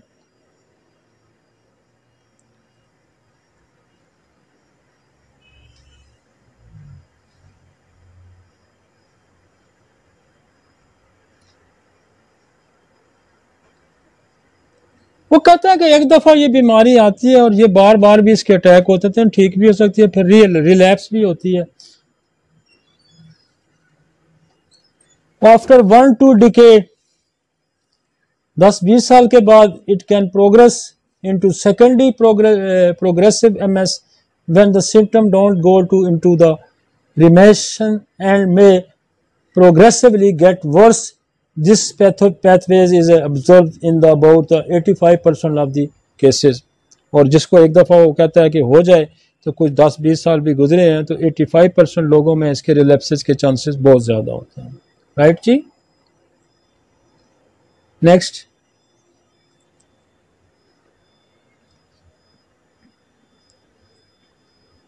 ये एंड द क्लूकल में होम्योपैथिक पॉइंट ऑफ व्यू दे रहा हूँ। मैं तो सारा वैसे डिस्कस कर रहा हूँ, लेकिन एट द एंड में ये कह रहा हूँ कि the following factors are the main causes of the multiple sclerosis. क्या? वायरस है, बैक्टीरिया है, फंगस है, पैरासाइट है, जेनेटिक डिसऑर्डर, इनहेरिटेड डिजीज है, psychological disorder, depression, anxiety and grief. आगे जी समझ। In the shortcut, what is the autoimmune disease? Autoimmune disease आपका मदाफ़ती निज़ाम किसी चीज़ के खिलाफ जब एक्टिवेट होगा, ट्रिगर होगा, उसने काम करना शुरू कर दिया, और वो काम जब करना शुरू कर दिया, जब उसने बंदूक उठा ली, तो वो बंदूक का फायर दुश्मन को भी मार सकता है और कंफ्यूज होकर अपने बंदों को मार सकता है। आगे समझिए, उसके कॉजेटिव ट्रिगर फैक्टर बहुत सारे हो सकते हैं। आगे चलते हैं जी।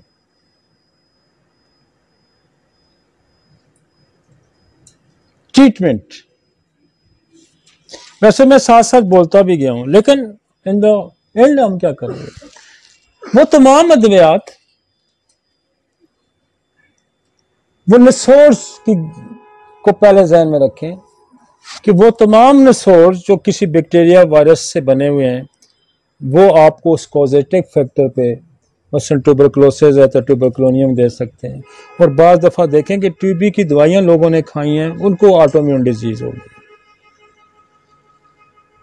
तो उनको क्या करेंगे, टीबी की जो दवाई है आइसोनाइज जो एलोपैथिक में यूज होती है उसको साथ उसका इस्तेमाल करवाएं, और अपनी जो टीबी की ट्यूबरकुलोनियम या बेसिलिनियम ड्रोसरा या बेसिलिनियम टेस्टिस है या वेरी है, इनका इस्तेमाल करें। इनहेरिटेड है तो कार्सिनोसन का इस्तेमाल करें, तो फिर वो उससे, तो वो तमाम बैक्टीरिया के जो नसोर्स हैं, ये नसोर्स आपके ध्यान में, हमारे पास ये बड़ा अल्लाह का करम है, शुक्र है कि जो हमें ये एज हासिल है कि किसी और को ये एज हासिल नहीं, कि हमारे पास वो उन्हीं बीमारियों के नसोर्स हैं, लाइक द वैक्सीनेशन टाइप के हैं, जो प्रोटेक्ट भी करते हैं और ठीक भी करते हैं। तो उन नसोर्स का इस्तेमाल करें। अब इसकी जो दवाइयां हैं, वो जो मुझे सक्सेस जिन दवाइयों में ज्यादा मिली है, हम पहले उनको आपको बताते चलें कि हमने कार्सिनोसन, ट्यूबरकुलोनियम, बेसिलिनियम, ऑरामेट, और प्लमम बहुत ज्यादा सक्सेसफुल है, इग्नेशिया बहुत ज्यादा सक्सेसफुल एमएस के अंदर।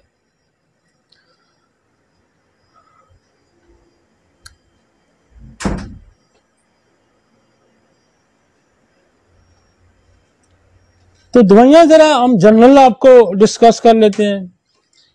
मतलब पहली खेप क्या होनी चाहिए कि नसोर्स की होनी चाहिए आपके जहन में। First line of the medicine जो क्या करेगी, जो बीमारी को, ताकत को तोड़ेगी और उस वायरल, उस बैक्टीरिया से निकालने की बॉडी के अंदर सलाहियत पैदा करेगी। फर्स्ट स्ट्राइक तो इसने ये करना है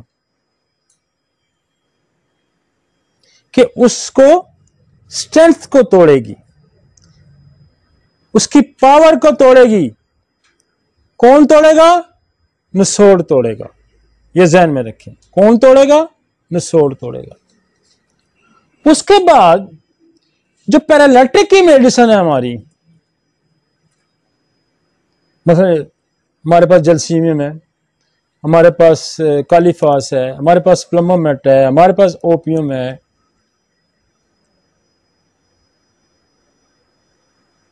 अब जलसीमियम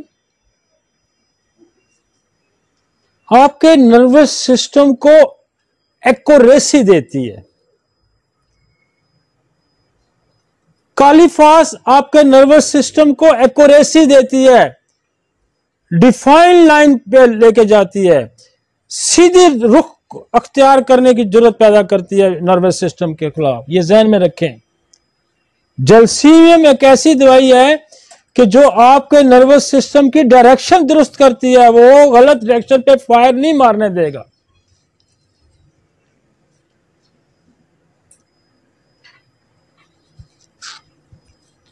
प्लमोमेट है, नेट्रोमेर है, लिथायरस है। अब लिथायरस को मैंने पहली दफा जब हमने अपने उसमें यूज करना शुरू किया, इसमें मस्कुलर डिस्ट्रॉफी में, मैंने मस्कुलर डिस्ट्रॉफी में इसको मैंने बड़े रिजल्ट लिए हमने लिथायरस के। जब मैंने उसको देखा तो मैं पढ़ रहा था, उसमें कहीं मस्कुलर डिस्ट्रॉफी का जिक्र नहीं था। वो कह रहा है कि इस पेशेंट की जब लिथायरस की प्रूविंग हुई तो इसकी हील उठना शुरू हो गई, एडी। तो जब हमने मस्कुलर डिस्ट्रॉफी के पेशेंट हम यहाँ देखे तो वो पहले इसकी हील ही उठती है, पीछे से एडी उठा लेता है, पंजों के बल आ जाता है। तो मैंने कहा यार बड़ी सिमिलरिटी है, तो मैंने लिथायरस को यहां यूज। अब लोअर एक्सट्रीमिटीज का जो पैरालिसिस है, जो फुट से शुरू होता है, मस्कुलर डिस्ट्रॉफी का पहला काम फुट से शुरू होता है, तो हमने लिथायरस को यूज किया।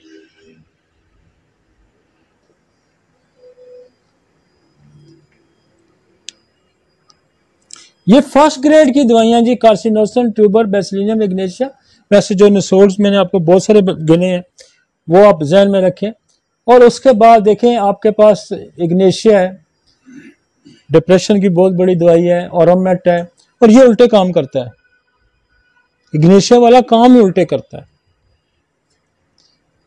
और ये क्या ऑटोइम्यून भी उल्टा काम है।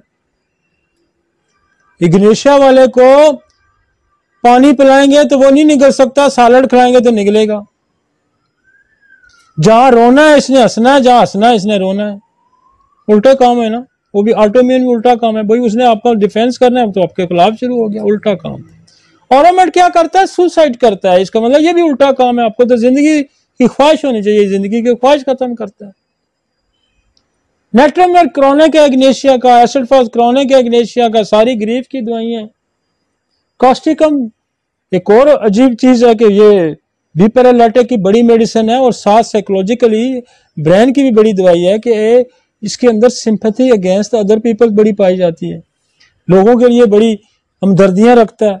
लड़ाई किसी की होगी तो ये कूद जाएगा तो गोली इसको भी लगेगी। भाई राह चलते की लड़ाई में ये कूदता है ना। ये इसको रिवोल्यूशनरी लीडर्स की भी दवाई कहा जाता है कि जो इनकलाबी लोग होते हैं वो, ये उसकी भी कास्टिकम दवाई है। तो लड़ाई किसी की हो रही है, ये कूदेगा गोली तो इसको भी लगेगी। इसका आप उसकी फिलॉसफी समझ रहे हैं आप? ये भी उल्टा काम हो गया। सिंपैथी अगेंस्ट अदर, ओपियम, नक्स मॉस्कोटा, प्लम्बम तो बड़ी मजे की दवाई है जी। जितने भी पैरालिसिस के केसेस हैं, थूजा साइकोटिक है। और अब ये फर्स्ट ग्रेड की हमने दिखाई है, नीचे जो है सेकंड ग्रेड की दवाइयां आ गई। एगेरिकस है, एलोमिना है, एलोमिना भी पैरालिसिस की है। एगेरिकस ऑलरेडी, एगेरिकस जो दवाई है ये आपका जो ऑटोनॉमिक सिस्टम है, आपका जो ऑटोनॉमिक सिस्टम है, जो खुदकार निजाम है, इसके अंदर खराबी की सबसे बड़ी दवाई है एगेरिकस। इसके अंदर दिस इज द एगेरिकस। ये खुदकार निजाम खराब हो गया है तो एगेरिकस है। खुदकार निजाम खराब हो गया कास्टिकम है। खुदकार निजाम खराब हो गया जलसीम में। खुदकार निजाम खराब हो गया ओपीएम है। खुदकार निजाम हो गया कालीफास है। खुदकार निजाम खराब हो गया। तो ये खुदकार निजाम होना है। ऑक्सीट्रोपस है, माइगेल है। तो खुदकार निजाम खराब हो गया। तो हमने क्या करना है कि नर्वस सिस्टम को क्या, मोटर हाथ काम नहीं कर रहा तो ये मोटर, सेंस नहीं कर रहा तो सेंसरी, ऑटोनॉमिक, खुदकार निजाम खराब हो गया तो ऑटोनॉमिक।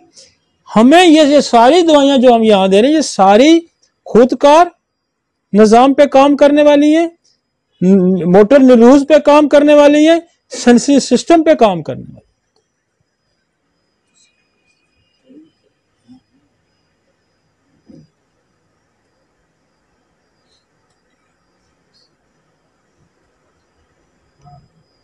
कैनबिस इंडिका, कैनबिस टाइवा, कोकस, क्रोटनटेक, कालीफास, लाइकोनक्स, ओनेंथिक रोकाटा, ऑक्सोलिक एसिड।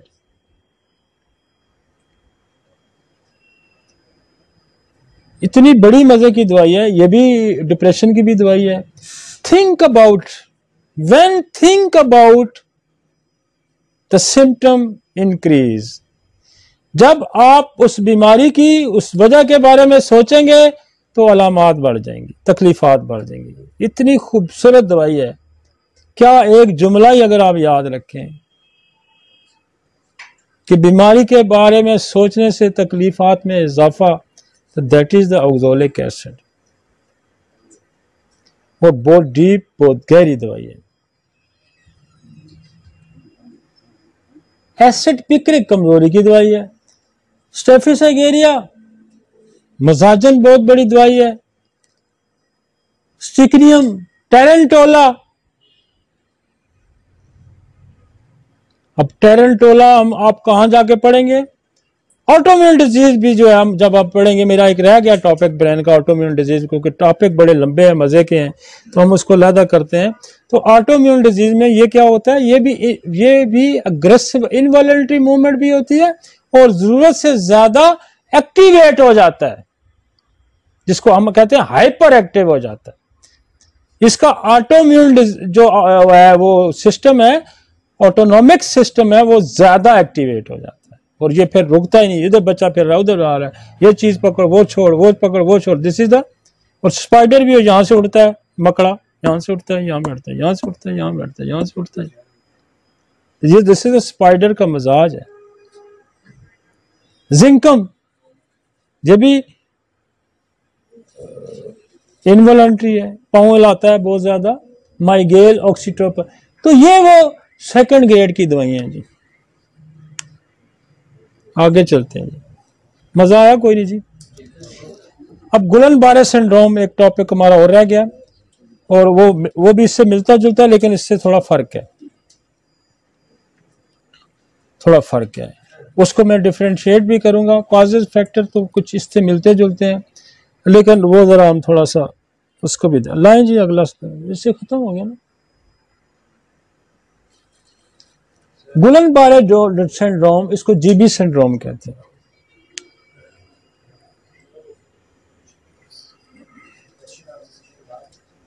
ये भी ऑटोइम्यून डिजीज है, ये भी नर्वस सिस्टम की डिजीज है, ये ध्यान में रखें।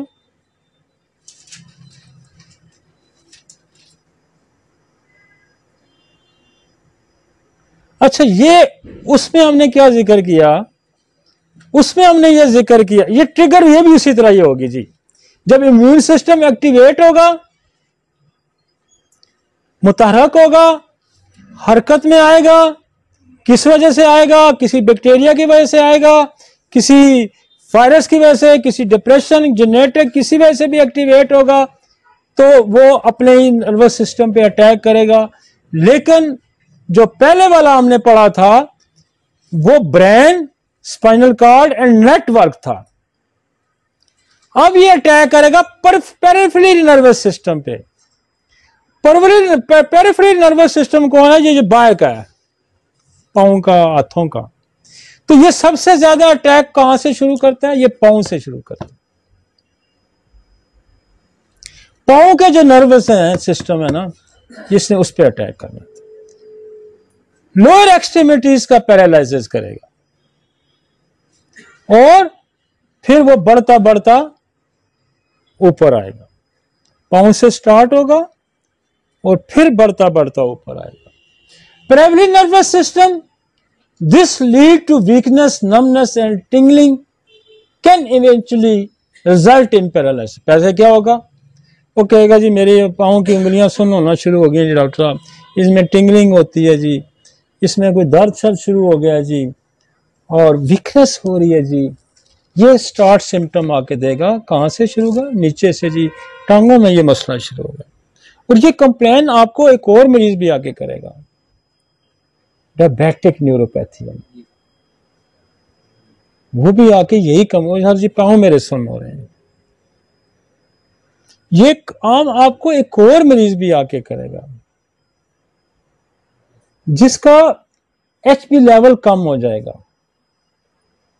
वो भी आपको क्या, जिसको 5 आ गया, 6 आ गया, 7 8 आ गया, वो आपको क्या कहे, वो सर जी क्या मैं तो थकावट बड़ी हो जाती, बस हाथ पाँव सुन्न होने शुरू। विटामिन बी कम्प्लेक्स की डेफिशिएंसी जिसको हो जाएगी, वो भी आपको कंप्लेन ये करेगा, यार मेरे तो हाथ पाँव सुन्न हो रहे हैं, थकावट बहुत जल्दी हो जाती है। आप टेस्ट करें, विटामिन उसका कम होगा। और विटामिन क्या करता है? वो आपका हीमोग्लोबिन भी बढ़ाता है। Vitamin be increase the haemoglobin. तो फिर क्या होता है? उसे विटामिन बी कम्प्लेक्स के, B12 के टीके लगाए जाते हैं। ठीक है, तो उसके लिए भी आपके पास मेडिसिन होती हैं जो विटामिन जिसको इंक्रीज करेगा। उसके लिए देखिए, हमारे पास लेसिथीन है, हमारे पास वेनेडियम है, हमारे पास चाइना है, हमारे पास कल्केरिया फॉस है, हमारे पास एसिड फॉस है, हमारे पास इरिडियम है। ये हमारे पास बड़ी दवाइयां हैं भाई उसके लिए। हमारे पास मैंगेनम है।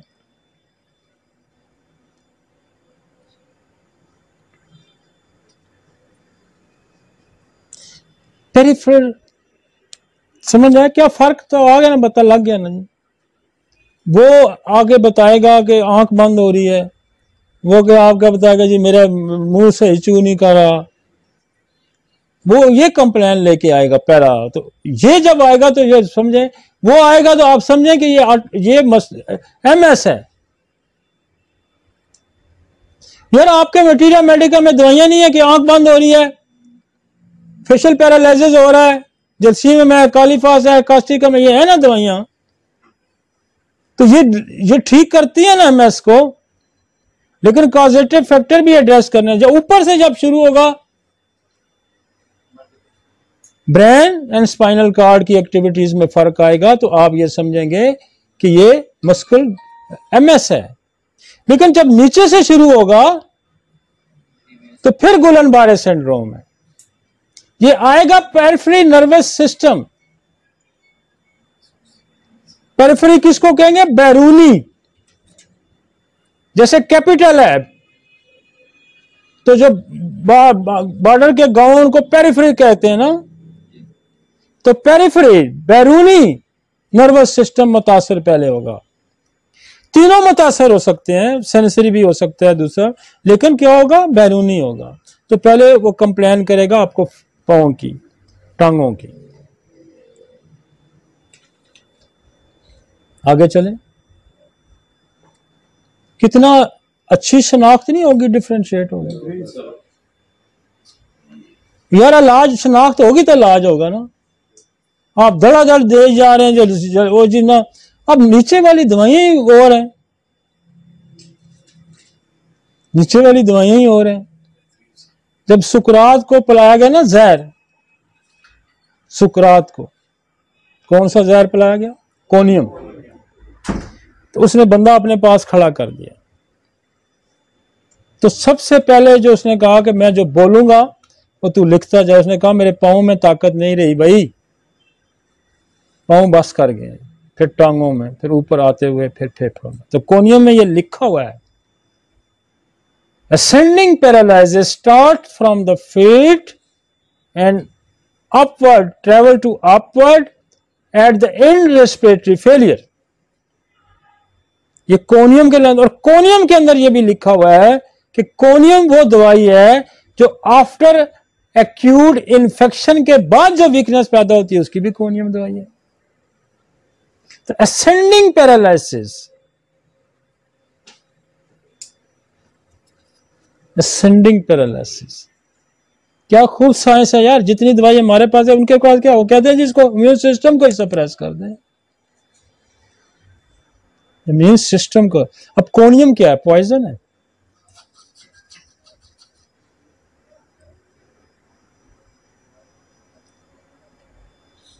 अच्छा, इसमें वो ये कहता है कि दो चीजों बहुत कॉमन देखी गई हैं कि एक तो गैस्ट्रोइंटेस्टाइनल इन्फेक्शन जिन लोगों को होता है ना, तो जब इम्यून सिस्टम उसके खिलाफ एक्टिवेट होता है तो फिर ये अपने सिस्टम के खिलाफ ही हो जाता है। मसलन किसी को मोशन हो गया, किसी को गैस्ट्रिक इंटेरिक हो गया, और तो वो ये कहता है कि this is typical trigger by the infection, illness, gastroenteritis and irritation of the stomach for the intestine and other. जो है वो रेस्पिरेटरी फेलियर की, रेस्पिरेटरी कोई बीमारी होगी तो उसके बाद जब एक्टिवेट होता है इम्यून सिस्टम तो वो फिर इधर भी अटैक कर देता है। लेकिन जो बातें मैंने की हैं आपने उसको भी मद्देनजर रखा है। और ये बाद में ये भी कहते हैं कि ये तो आइडियोपैथी, हमें तो समझ लगी कोई और भी काज हो सकता है। एट द एंड एक लाइन लिखी होती है, दिस इज आइडियोपैथी, अननोन काज है। मेरा एक दोस्त है बड़ा अच्छा, बड़ा समझदार डॉक्टर है, ऑर्थोपेडिक सर्जन। उसने कहा यार काम ही कोई नहीं हो रहा, हमें तो घेर रखा है दवाइयां बनाने वालों ने, हमें कॉजेटिव फैक्टर पे मेडिसिन के एड्रेस होने का काम ही कोई नहीं हो रहा दुनिया पूरी में। इन्होंने सपोर्टॉइज पूरी किया हुआ है, इनको ग्रिप में रखा हुआ है, काम हो ही नहीं रहा। ऑटोइम्यून डिजीज पे क्या काम हो रहा है? कोई काम नहीं, सप्रेस कर दो। तो वो बात है कि लोग जो जेन्युइन लोग हैं वो इस बात को समझ रहे हैं कि काम ही नहीं रहा। और मैंने उस दिन भी, मेरे बहुत अच्छे दोस्त एलोपैथिक काफी सारे बैठे थे, मैं कहा यार आप दवाइयां हमारी यूज करें, आप डायग्नोसिस आपने करें, दवाइयां हमारी यूज करें, देखें रिजल्ट कैसे निकलते हैं। और मैं आपको बताऊं कि बेशुमार डॉक्टर, एलोपैथिक डॉक्टर, वो जो बहुत जो जिनके अंदर ये बात नहीं, जो इम्यूनिटी जिनके अंदर है, जो कहते हैं कि इंसानियत को बेहतर तरीके से ट्रीट किया जाए, वो कन्वर्ट हो रहे हैं होम्योपैथी पे। और मेरा ये जो लेक्चर है ये इसलिए भी पॉपुलर हो रहा है कि हम उनकी लैंग्वेज को इस्तेमाल करते हैं। हम ये नहीं कहते कि हम गुलनबारे के यूं ठीक करते हैं, हम ये नहीं कहते कि ओ जी बात गाली कोई नहीं, ठीक हो जाएगा। वो कहते कैसे ठीक होगा, जरा बताओ इसकी पैथोफिजियोलॉजी क्या है, आपकी दवाई की पैथोफिजियोलॉजी क्या है, हाउ कैन इट्स ट्रीटेबल। तब जब आप उसको ये कहेंगे, मैं समझता हूँ कि what is the Guillain Barre, what is the multiple sclerosis, what is the autism, what is the जो है coeliac disease, what is the ulcerative colitis, what is the psoriasis, what is the cause of psoriasis, autoimmune. जब autoimmune को आप समझते हैं, और autoimmune को समझने के लिए पहले नर्वस सिस्टम को आप समझें, फिर ऑटोइम्यून को समझें, फिर उसका एक्टिवेट होना और फिर गलत जगह पे जाके लगना, आप इसको समझेंगे। आसान तो है यार, कोई इतना मुश्किल तो नहीं है, लेकिन समझने की जरूरत है। हम इन द शॉर्टकट समझाने की ये कोशिश करें कि हम दस्तरस रखते हैं, और दस्तरस हम तब रखेंगे हम बात को समझेंगे।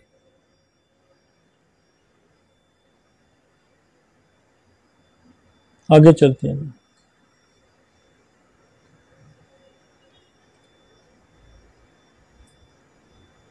वो क्या कहते हैं, इंट्रावीनस हीमोग्लोबिन देते हैं और प्लाज्मा एक्सचेंज करते हैं। मैंने पहले आपको देखा, मेरे पास एक डॉक्टर साहब आए, काफी पुरानी बात है, 7-8 साल पहले, बहुत अच्छा उनका क्लिनिक चलता था।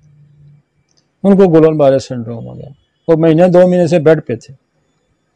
विद इन अ वीक बंदा ठीक हुआ, और क्लिनिक चला गया विद इन अ वीक। वो एलोपैथिक डॉक्टर थे, कहते no cure in the our system कि मेरा गुलनबारे ठीक हो, लेकिन मेरे विद इन अ वीक उस बंदे ने जो है उठा और चला गया। उसको मैंने नक्स दी, और उसको मैंने जल्शियम दी, औरोमेट दी, और जल्शियम से ही वो ठीक हो गया, और आज तक वो ठीक है, और एजेड आदमी था। तो गुलनबारे सिंड्रोम उधर क्या होता है, थेरेपी से नीडेड है, 25 patient require the artificial ventilation. अब ये वेंटिलेशन पे चले जाते हैं।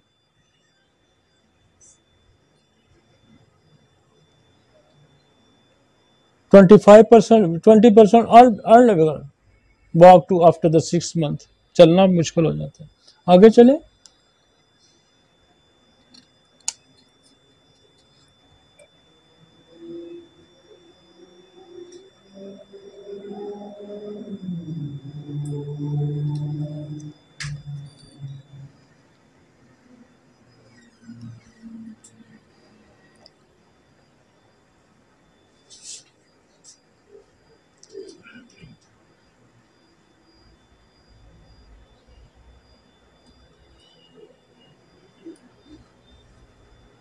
ये देखें, इसने ये लेफ्ट साइड पे जरा इसको लिखा है उसने कि मोस्ट केसेस,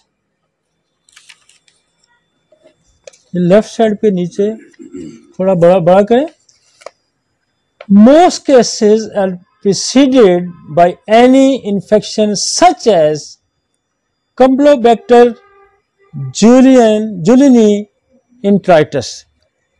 ये एक जरासीम का नाम है जो आंतों पे इन्फेक्शन करता है, और इसकी शक्ल जो है, आप पूरी पिक्चर लें, पूरी पिक्चर है,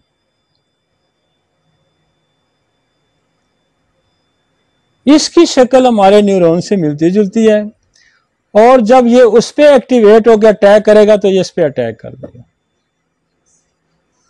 देखें, वो नीचे लिखा हुआ है इसके, जब उस पर अटैक करेगा तो इस पे करेगा। ये देखें, फिर ये लंग्स के अंदर इसका अटैक होगा, और लंग्स को नीचे से ये देखें, severe respiratory muscular weakness and resisting voluntary sports में डेवलप, कि इसको ये नीचे से जब दबाव डालेगा फेफड़ों पे, तो फेफड़ों को खुल नहीं सकता, डायफ्राम पैरालाइज कर देगा। जब डायफ्राम पैरालाइज कर लेगा तो फेफड़ों की मूवमेंट नहीं होगी, तो फेफड़ों की मूवमेंट नहीं होगी तो सांस नहीं लेगा, सांस नहीं लेगा तो फिर ऐसे केसेस को वेंट पे डालते हैं। अगर आप स्नेक पॉइजन को पढ़ें, अगर आप स्नेक पॉइजन को पढ़ें, तो इसमें मैंने आपको डिस्कस किया कि ये हेमोटॉक्सिक होते हैं, न्यूरोटॉक्सिक होते हैं।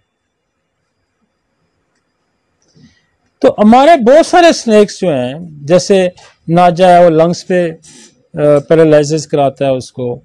हमारे पास वाइपरा है, और वाइपरा टिपिकल पिक्चर है गुलन-बारे सिंड्रोम की, टिपिकल पिक्चर है। उसको असेंडिंग पैरालिसिस है वाइपरा के अंदर एंड अपवर्ड। फॉलेज नीचे से होता है, जैसे मैंने कोनियम को डिस्कस किया। कोनियम अलग पॉइजन है, और वाइपरा देखिए स्नेक पॉइजन है। क्या खूबसूरत, मतलब खुदा ने। अब एब्रोटेनम भी नीचे से आता है भाई, कोनियम भी नीचे से आता है, वाइपरा भी नीचे से आता है। प्लांट ग्रुप से तल्लक है, पॉइजन ग्रुप से, स्नेक पॉइजन ग्रुप से तल्लक है। बात आपको समझ लगी? आगे चलते हैं।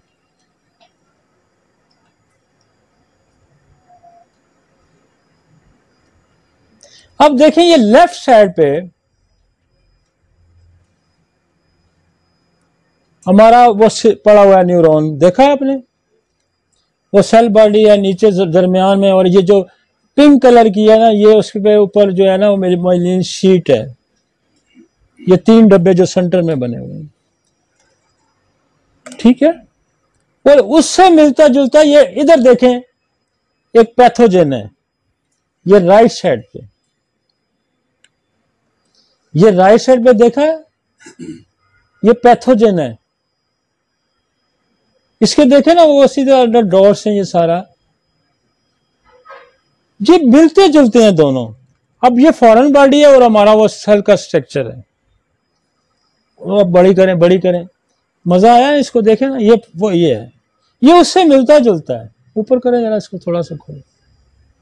अब जब वो उस पर अटैक करेगा ना, उठा के इस पे भी अटैक करेगा, उठा के इस पे भी अटैक करेगा।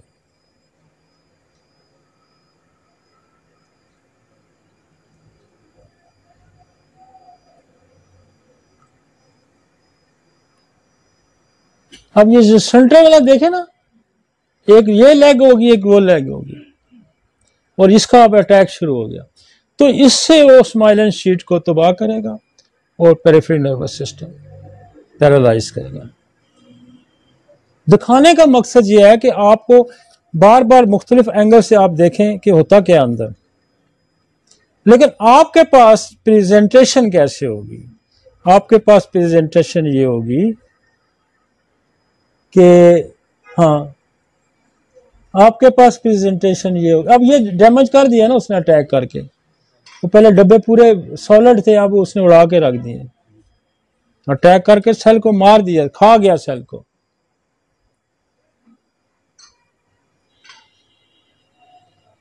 आई don't like to take any chance. वो रो रहा है, कह रहा है ये मुझे बचाओ, कहते मैं तुम्हें कोई चांस नहीं देता, वो मारना बंद नहीं करता। योर इवल मास्टर, जिसको उसने कहा कि ये इवल मास्टर है, ये बाज ही नहीं आ रहा, अटैक करी जा रहा है, करी जा रहा है। Not only you are dumb, तुम मेरी बात को सुन ही नहीं रहे। वो बंदा चीखता है, चिल्लाता है, वो कहता है तू मेरी बात को सुन नहीं रहा। वो कहां सुनेगा, उसने अटैक मारना। समझ आई आपको जी? इसने अपने ही निजाम को ईवल मास्टर का नाम उसने दिया है, इसको डम का नाम दिया है। बहरा है तू, बात ही नहीं समझ रहा।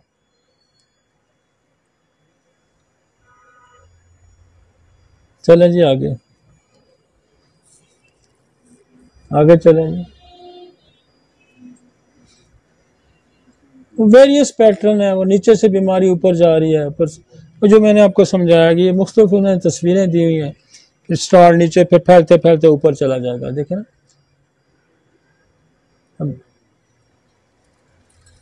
ये ऊपर सर्वाइकल एरिया में चला गया, ये पेरिफेरल एरिया में था, प्योर मोटर में चला गया। तो ये सारा उसने मुख्तलिफ स्टेजेस दिखाई हैं। आगे चलें जी।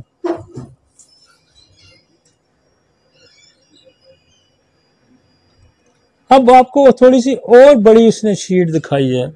ये है नर्व, ये ऊपर जो है ना नॉर्मल नर्व है जी। इसके ऊपर देखें ना जैसे एक कवर किया गया हुआ है, ये कवर क्या है, माइलिन शीट है, देखा है जी, वो नॉर्मल नर्व है जी। इसके अंदर से देखें तार सी निकली है, ऊपर कवर चढ़ा हुआ है।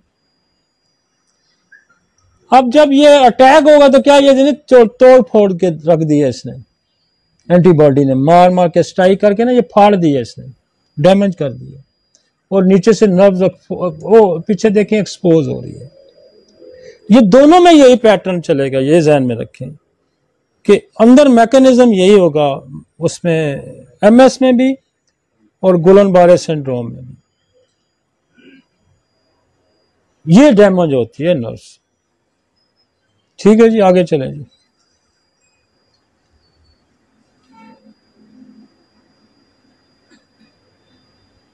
वो नीचे उसने ऊपर लिम्स में वीकनेस दिखाई है, डेफिशिएंसी ऑफ स्वेलिंग आ जाएगी, फिर लंग्स में ब्रीदिंग डिफिकल्टी आ जाएगी, और ये नीचे वाला दिखा देना, शॉर्टनेस ऑफ ब्रेथ, इससे ऊपर करें जरा, नहीं ऊपर, हाँ जी, फ्लैसिड पैरालिसिस होगा, मसल के अंदर पैरालिसिस। चलें जी नेक्स्ट पे आए।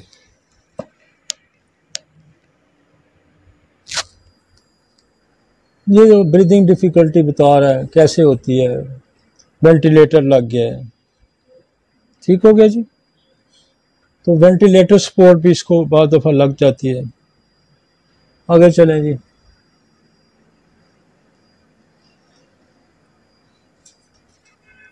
आगे चलें। The causative factor, the following factors are the main cause of the multiple, ये हो गया, लेकिन ये कॉजेज वही हैं जो एमएस के कॉजेज हैं, यही गुलन-बारे सिंड्रोम के भी कॉजेज हैं। आगे चलें,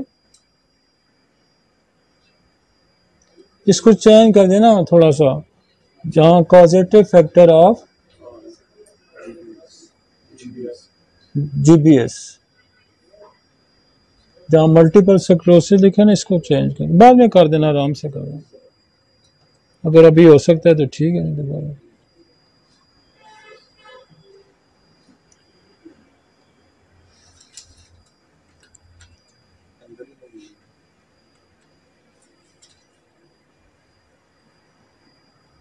मतलब कॉजेस तकरीबन वही होते हैं, असल में अटैक कहाँ हो रहा है, वो ऊपर कर रहा है या नीचे कर रहा है। मसला ये है कि इम्यून सिस्टम एक्टिवेट हो गया, और वो एक्टिवेट किस वजह से हुआ, कोई फॉरेन पैथोजेंस हो सकता है, कोई फॉरेन बॉडी हो सकता है, कोई वायरस हो सकता है, किसी की वजह से एक्टिवेट हुआ, और वो एक्टिवेट होना उसने एग्जैक्ट टारगेट नहीं करा, बल्कि उसको टारगेट करके तो किसी और चीज़ को भी मारा है। लाएं जी, मेरे ख्याल में हमने जितना बेहतर तरीके से मैं समझ पाया था, मैंने आपको कोशिश की उसी तरीके से समझाने की, और बड़ा कोर्स को एड्रेस जरूर करें कि इन्फेक्शियस का। अब देखें ना, इम्यून सिस्टम किसके खिलाफ एक्टिवेट होगा, अगर इम्यून सिस्टम एक्टिवेट नहीं होगा तो ऑटोइम्यून डिजीज पैदा नहीं होगी।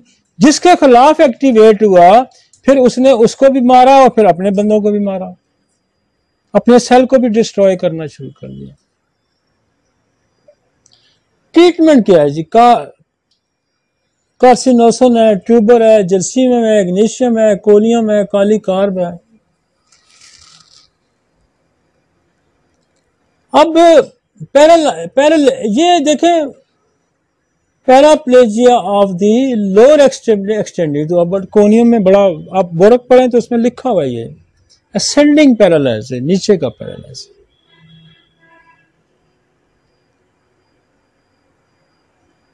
अब मैं कोशिश ये मैंने की है, और ये ध्यान में रखें जो प्लम्बोमेट है ना, ये भी बड़ी प्रोटेक्टिव दवाई है, इसमें दोनों में, एमएस में भी और इसमें भी, एमएस में भी और इसमें भी।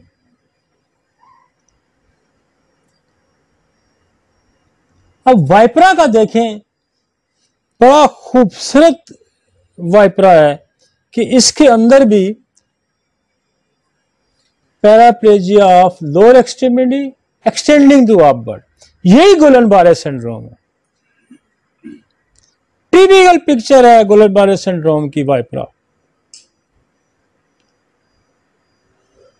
और जलसीमियम के बारे में मैं एक आपको बात बताऊं, मैंने स्ट्रोक में भी बताया था, जो हमने इमरजेंसी की थी head to toe brain stroke के अंदर, हेमरेज के अंदर, तो मैंने कहा था जलसीमियम के अंदर एक क्वालिटी है, जलसीमियम आपको रेस्क्यू करती है और आपके पूरी नर्वस सिस्टम को इतनी स्ट्रेंथ प्रोवाइड करती है कि आप रेस्क्यू करके उस क्राइसिस से निकल जाते हैं। ये ज़हन में रखें।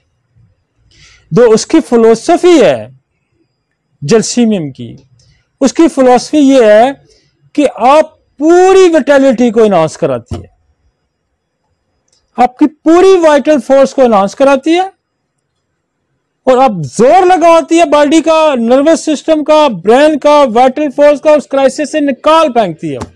मैंने क्लॉट उससे रिमूव होते हुए देखे हैं, मैंने फॉलोज मिनटों 10-5 मिनट के अंदर से ठीक होते देखे।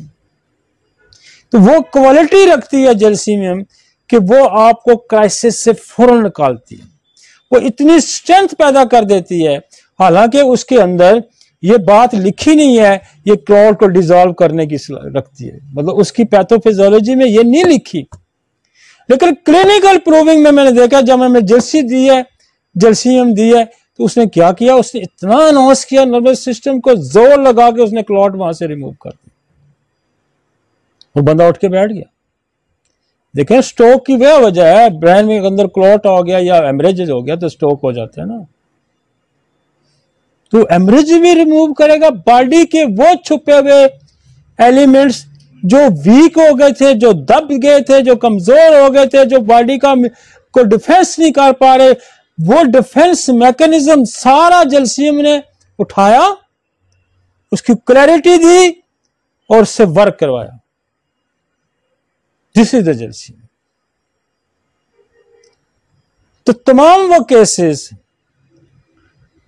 जो इस किस्म की कैफियत के, जो बॉडी को मफलूज करने वाले केसेस हैं, उनमें जलसीमियम का बहुत बड़ा रोल है। वो रेस्क्यू रेमेडी है, रेस्क्यू रेमेडी। बात समझने कि व्हाट इज द जलसीमियम। जलसीमियम आपकी इम्यूनिटी को, आपकी वाइटल फोर्स को, आपकी नर्वस सिस्टम को, आपके मसल्स को, आपकी वीकनेस को एकदम पावर देती है और आप जैसे ना बंदा फंसा हुआ है किसी बवर में, मुश्किल में, तो जोर लगा के वो निकाल देती है बंदे। This is the जलसीमियम। और उसको अगर जोर लगने में कोई मसला पेश आ रहा हो या वो कुछ फिर जोर लगा रहे तो ऑरोमेट उसको सपोर्ट करेगी, ऑरोमेट उसको, इग्नेशिया उसको सपोर्ट करेगी। ये सारी उसकी सपोर्टिंग मेडिसिन है। और गुलन-बारे हो या एमएस हो, इन दोनों में आप जलसीमियम को इस्तेमाल करें और बेदरेक करें, आपको क्राइसिस से निकालेगी। दुरुस्त डायरेक्शन। बंदे को सारा सबक आता होता है तो स्टेज पे बोल नहीं सकता, दिस इज द जलसीमियम। बंदे को सारा कुछ आता होता है तो वाइवा क्लियर नहीं करता, दिस इज द जलसीमियम। ऐसे ही है ना, आता उसको होता है, जब एग्जामिनर पूछता है तो वो फिर कंफ्यूज हो जाता है, अटेम्प्ट नहीं कर पाता। जलसीमियम अटेम्प्ट करवाती। इसकी फिलॉसफी समझ आई आपको। ये बहादुर बनाती है, ये दुरुस्त डायरेक्शन में ले जाती है, सही अटेम्प्ट करवाती है। This is the जलसीमियम। फिर आपके पास और टूल्स भी हैं। खुदा ने एक चीज को तो इख्तियार नहीं रखा, एक जलसीमियम है तो और कोई बात नहीं है। उसने तो वाइपरा भी पैदा किया हुआ है, उसने तो कोनियम भी पैदा की हुई है, उसने तो कास्टिकम भी पैदा किया है, कॉलीफास, ओपियम, कैमोमेट, कितनी अल्टरनेटिव। वो कहता है तलाश कर, तलाश कर ना, ढूंढने वाले को दुनिया नहीं देता है ना, तलाश कर। तो जो लोग तलाश नहीं करते, तो चीजों को समझे। चीजों को आप अगर समझते हैं तो फिर you can treat MS, you can treat all autoimmune disease। हम हर डिजीज पे जाएंगे, हर डिजीज के कॉजेज डिस्कस करेंगे, और मेरी ये जो सीरीज है ऑटोइम्यून डिजीज की, ये इंशाल्लाह सक्सेस होगी, और सक्सेस होगी लोगों को फायदा होगा, इससे मरीज ठीक होंगे और होम्योपैथी सिस्टम का अपराइट होगा, इसका हाथ ऊंचा होगा कि ये वो सिस्टम है जो इसको ठीक करने की सलाहियत रखता है, और कोई कमी नहीं खुदा ने छोड़ी सिस्टम में, अगर आप इसको समझते तो। जो इस वक्त तक प्रूव्ड दवाइयां, उसमें कोई कमी नहीं है, अब बाकी इसमें और भी काम किया जा सकता है। मैंने तो कहा ना, एक ड्रग्स के लिए मैंने आपको कितने मेथड बता दिए, नक्स से करें, पल्स से करें, एलो से करें, सल्फर से करें। अब वो खा के आई हुई है कि हार्मोन्स थेरापी लेके आई हो तो सिपिया दें, नहीं यार फर्क उसी थेरापी को ही पोटेंटाइज करें तो वो खिलाएं उसको। मतलब आपके पास तो मल्टी डायमेंशनल अप्रोच है, अगर आपको उस बात की समझ आए तो। मैं तो बेशुमार मेरे पास लोग आते हैं, ओ जी मैं फलां दवाई खा के मुझे ये हुआ, मैंने कहा यार ले आओ दवाई हुई। मैं अपने लड़कों को कहता हूँ यार इसको 3-4 दफा 5 दफा डाइल्यूट करके खिलाओ इसको दोबारा, वही में हम बना के दे देते हैं, उसी ठीक हो जाते हैं। तो ये आप वही अप्रोच है, लेकिन चूंकि जो लोअर एक्सट्रीमिटी से बड़ी दवाइयां रेपर्टरी के अंदर लिखी हुई हैं, वो है ट्यूबर है, आर्सेनिक है, इग्नेशिया है, कोनियम कालीकार्ब है, एसिड पिक्रिक है, एसिड एक्सोलिक है, थेलियम। अब थेलियम भी नर्वस सिस्टम की थेलियम जो माइलिन उतर जाती है, जैसे ट्राइजेमिनल न्यूरोलजी है, थेलियम कमाल की दवाई है। हाइपेरिकम, मैगफॉस, थ्रीडियन, असारम, ये सारी नर्वस सिस्टम की जो सेंसिटिविटी है, सेंसिटिविटी आ गई तो इसका मतलब है माइलिन शीट कमजोर होगी या उतर होगी, तब नर्व्स की सेंसिटिविटी आ गई। वो कानों के अंदर असारम वाला जरा सी आवाज बर्दाश्त नहीं करता, थ्रीडियन वाला जरा सी आवाज बर्दाश्त नहीं करता,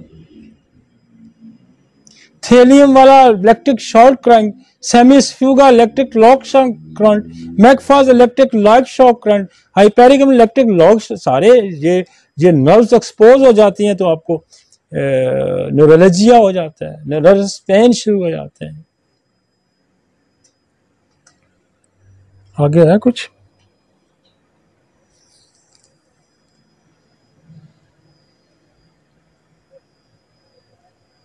मैं कंक्लूड करता हूं इसको।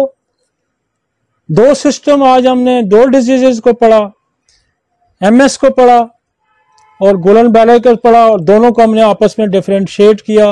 वो ब्रेन और अपनी स्पाइनल कार्ड एंड नर्व्स जो हमारा नेटवर्क है, उसकी डिजीज कौन सी है? वो है MS।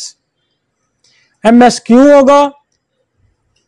किसी भी बीमारी के खिलाफ, किसी भी फॉरेन एजेंट के खिलाफ, किसी भी इन्फेक्शन में आपका इम्यून सिस्टम एक्टिवेट होगा, और एक्टिवेशन के सिलसिले में क्या होगा?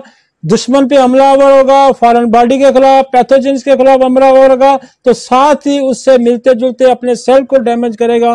This is the MS। और ये ब्रेन के अंदर लियन हो सकते हैं, सेक्लोसिस हो सकता है, स्पाइनल कार्ड के अंदर हो सकता है, और आपके नेटवर्क के अंदर। गुलन बारे क्या करेगा? वो भी इसी तरह ट्रिगर होता है, लेकिन वो आपके पेरिफेरल नर्वस सिस्टम पे अटैक करेगा, और वो आपको पांव से उसका पैरालिसिस फॉल शुरू हो जाएगा। और दवाइयां मैंने सारी डिस्कस कर दी और मैकेनिज्म आपको समझा दिया, दोनों को हमने डिफरेंशिएट कर लिया, और बाकी अल्लाह आपका हामी और मेरा भी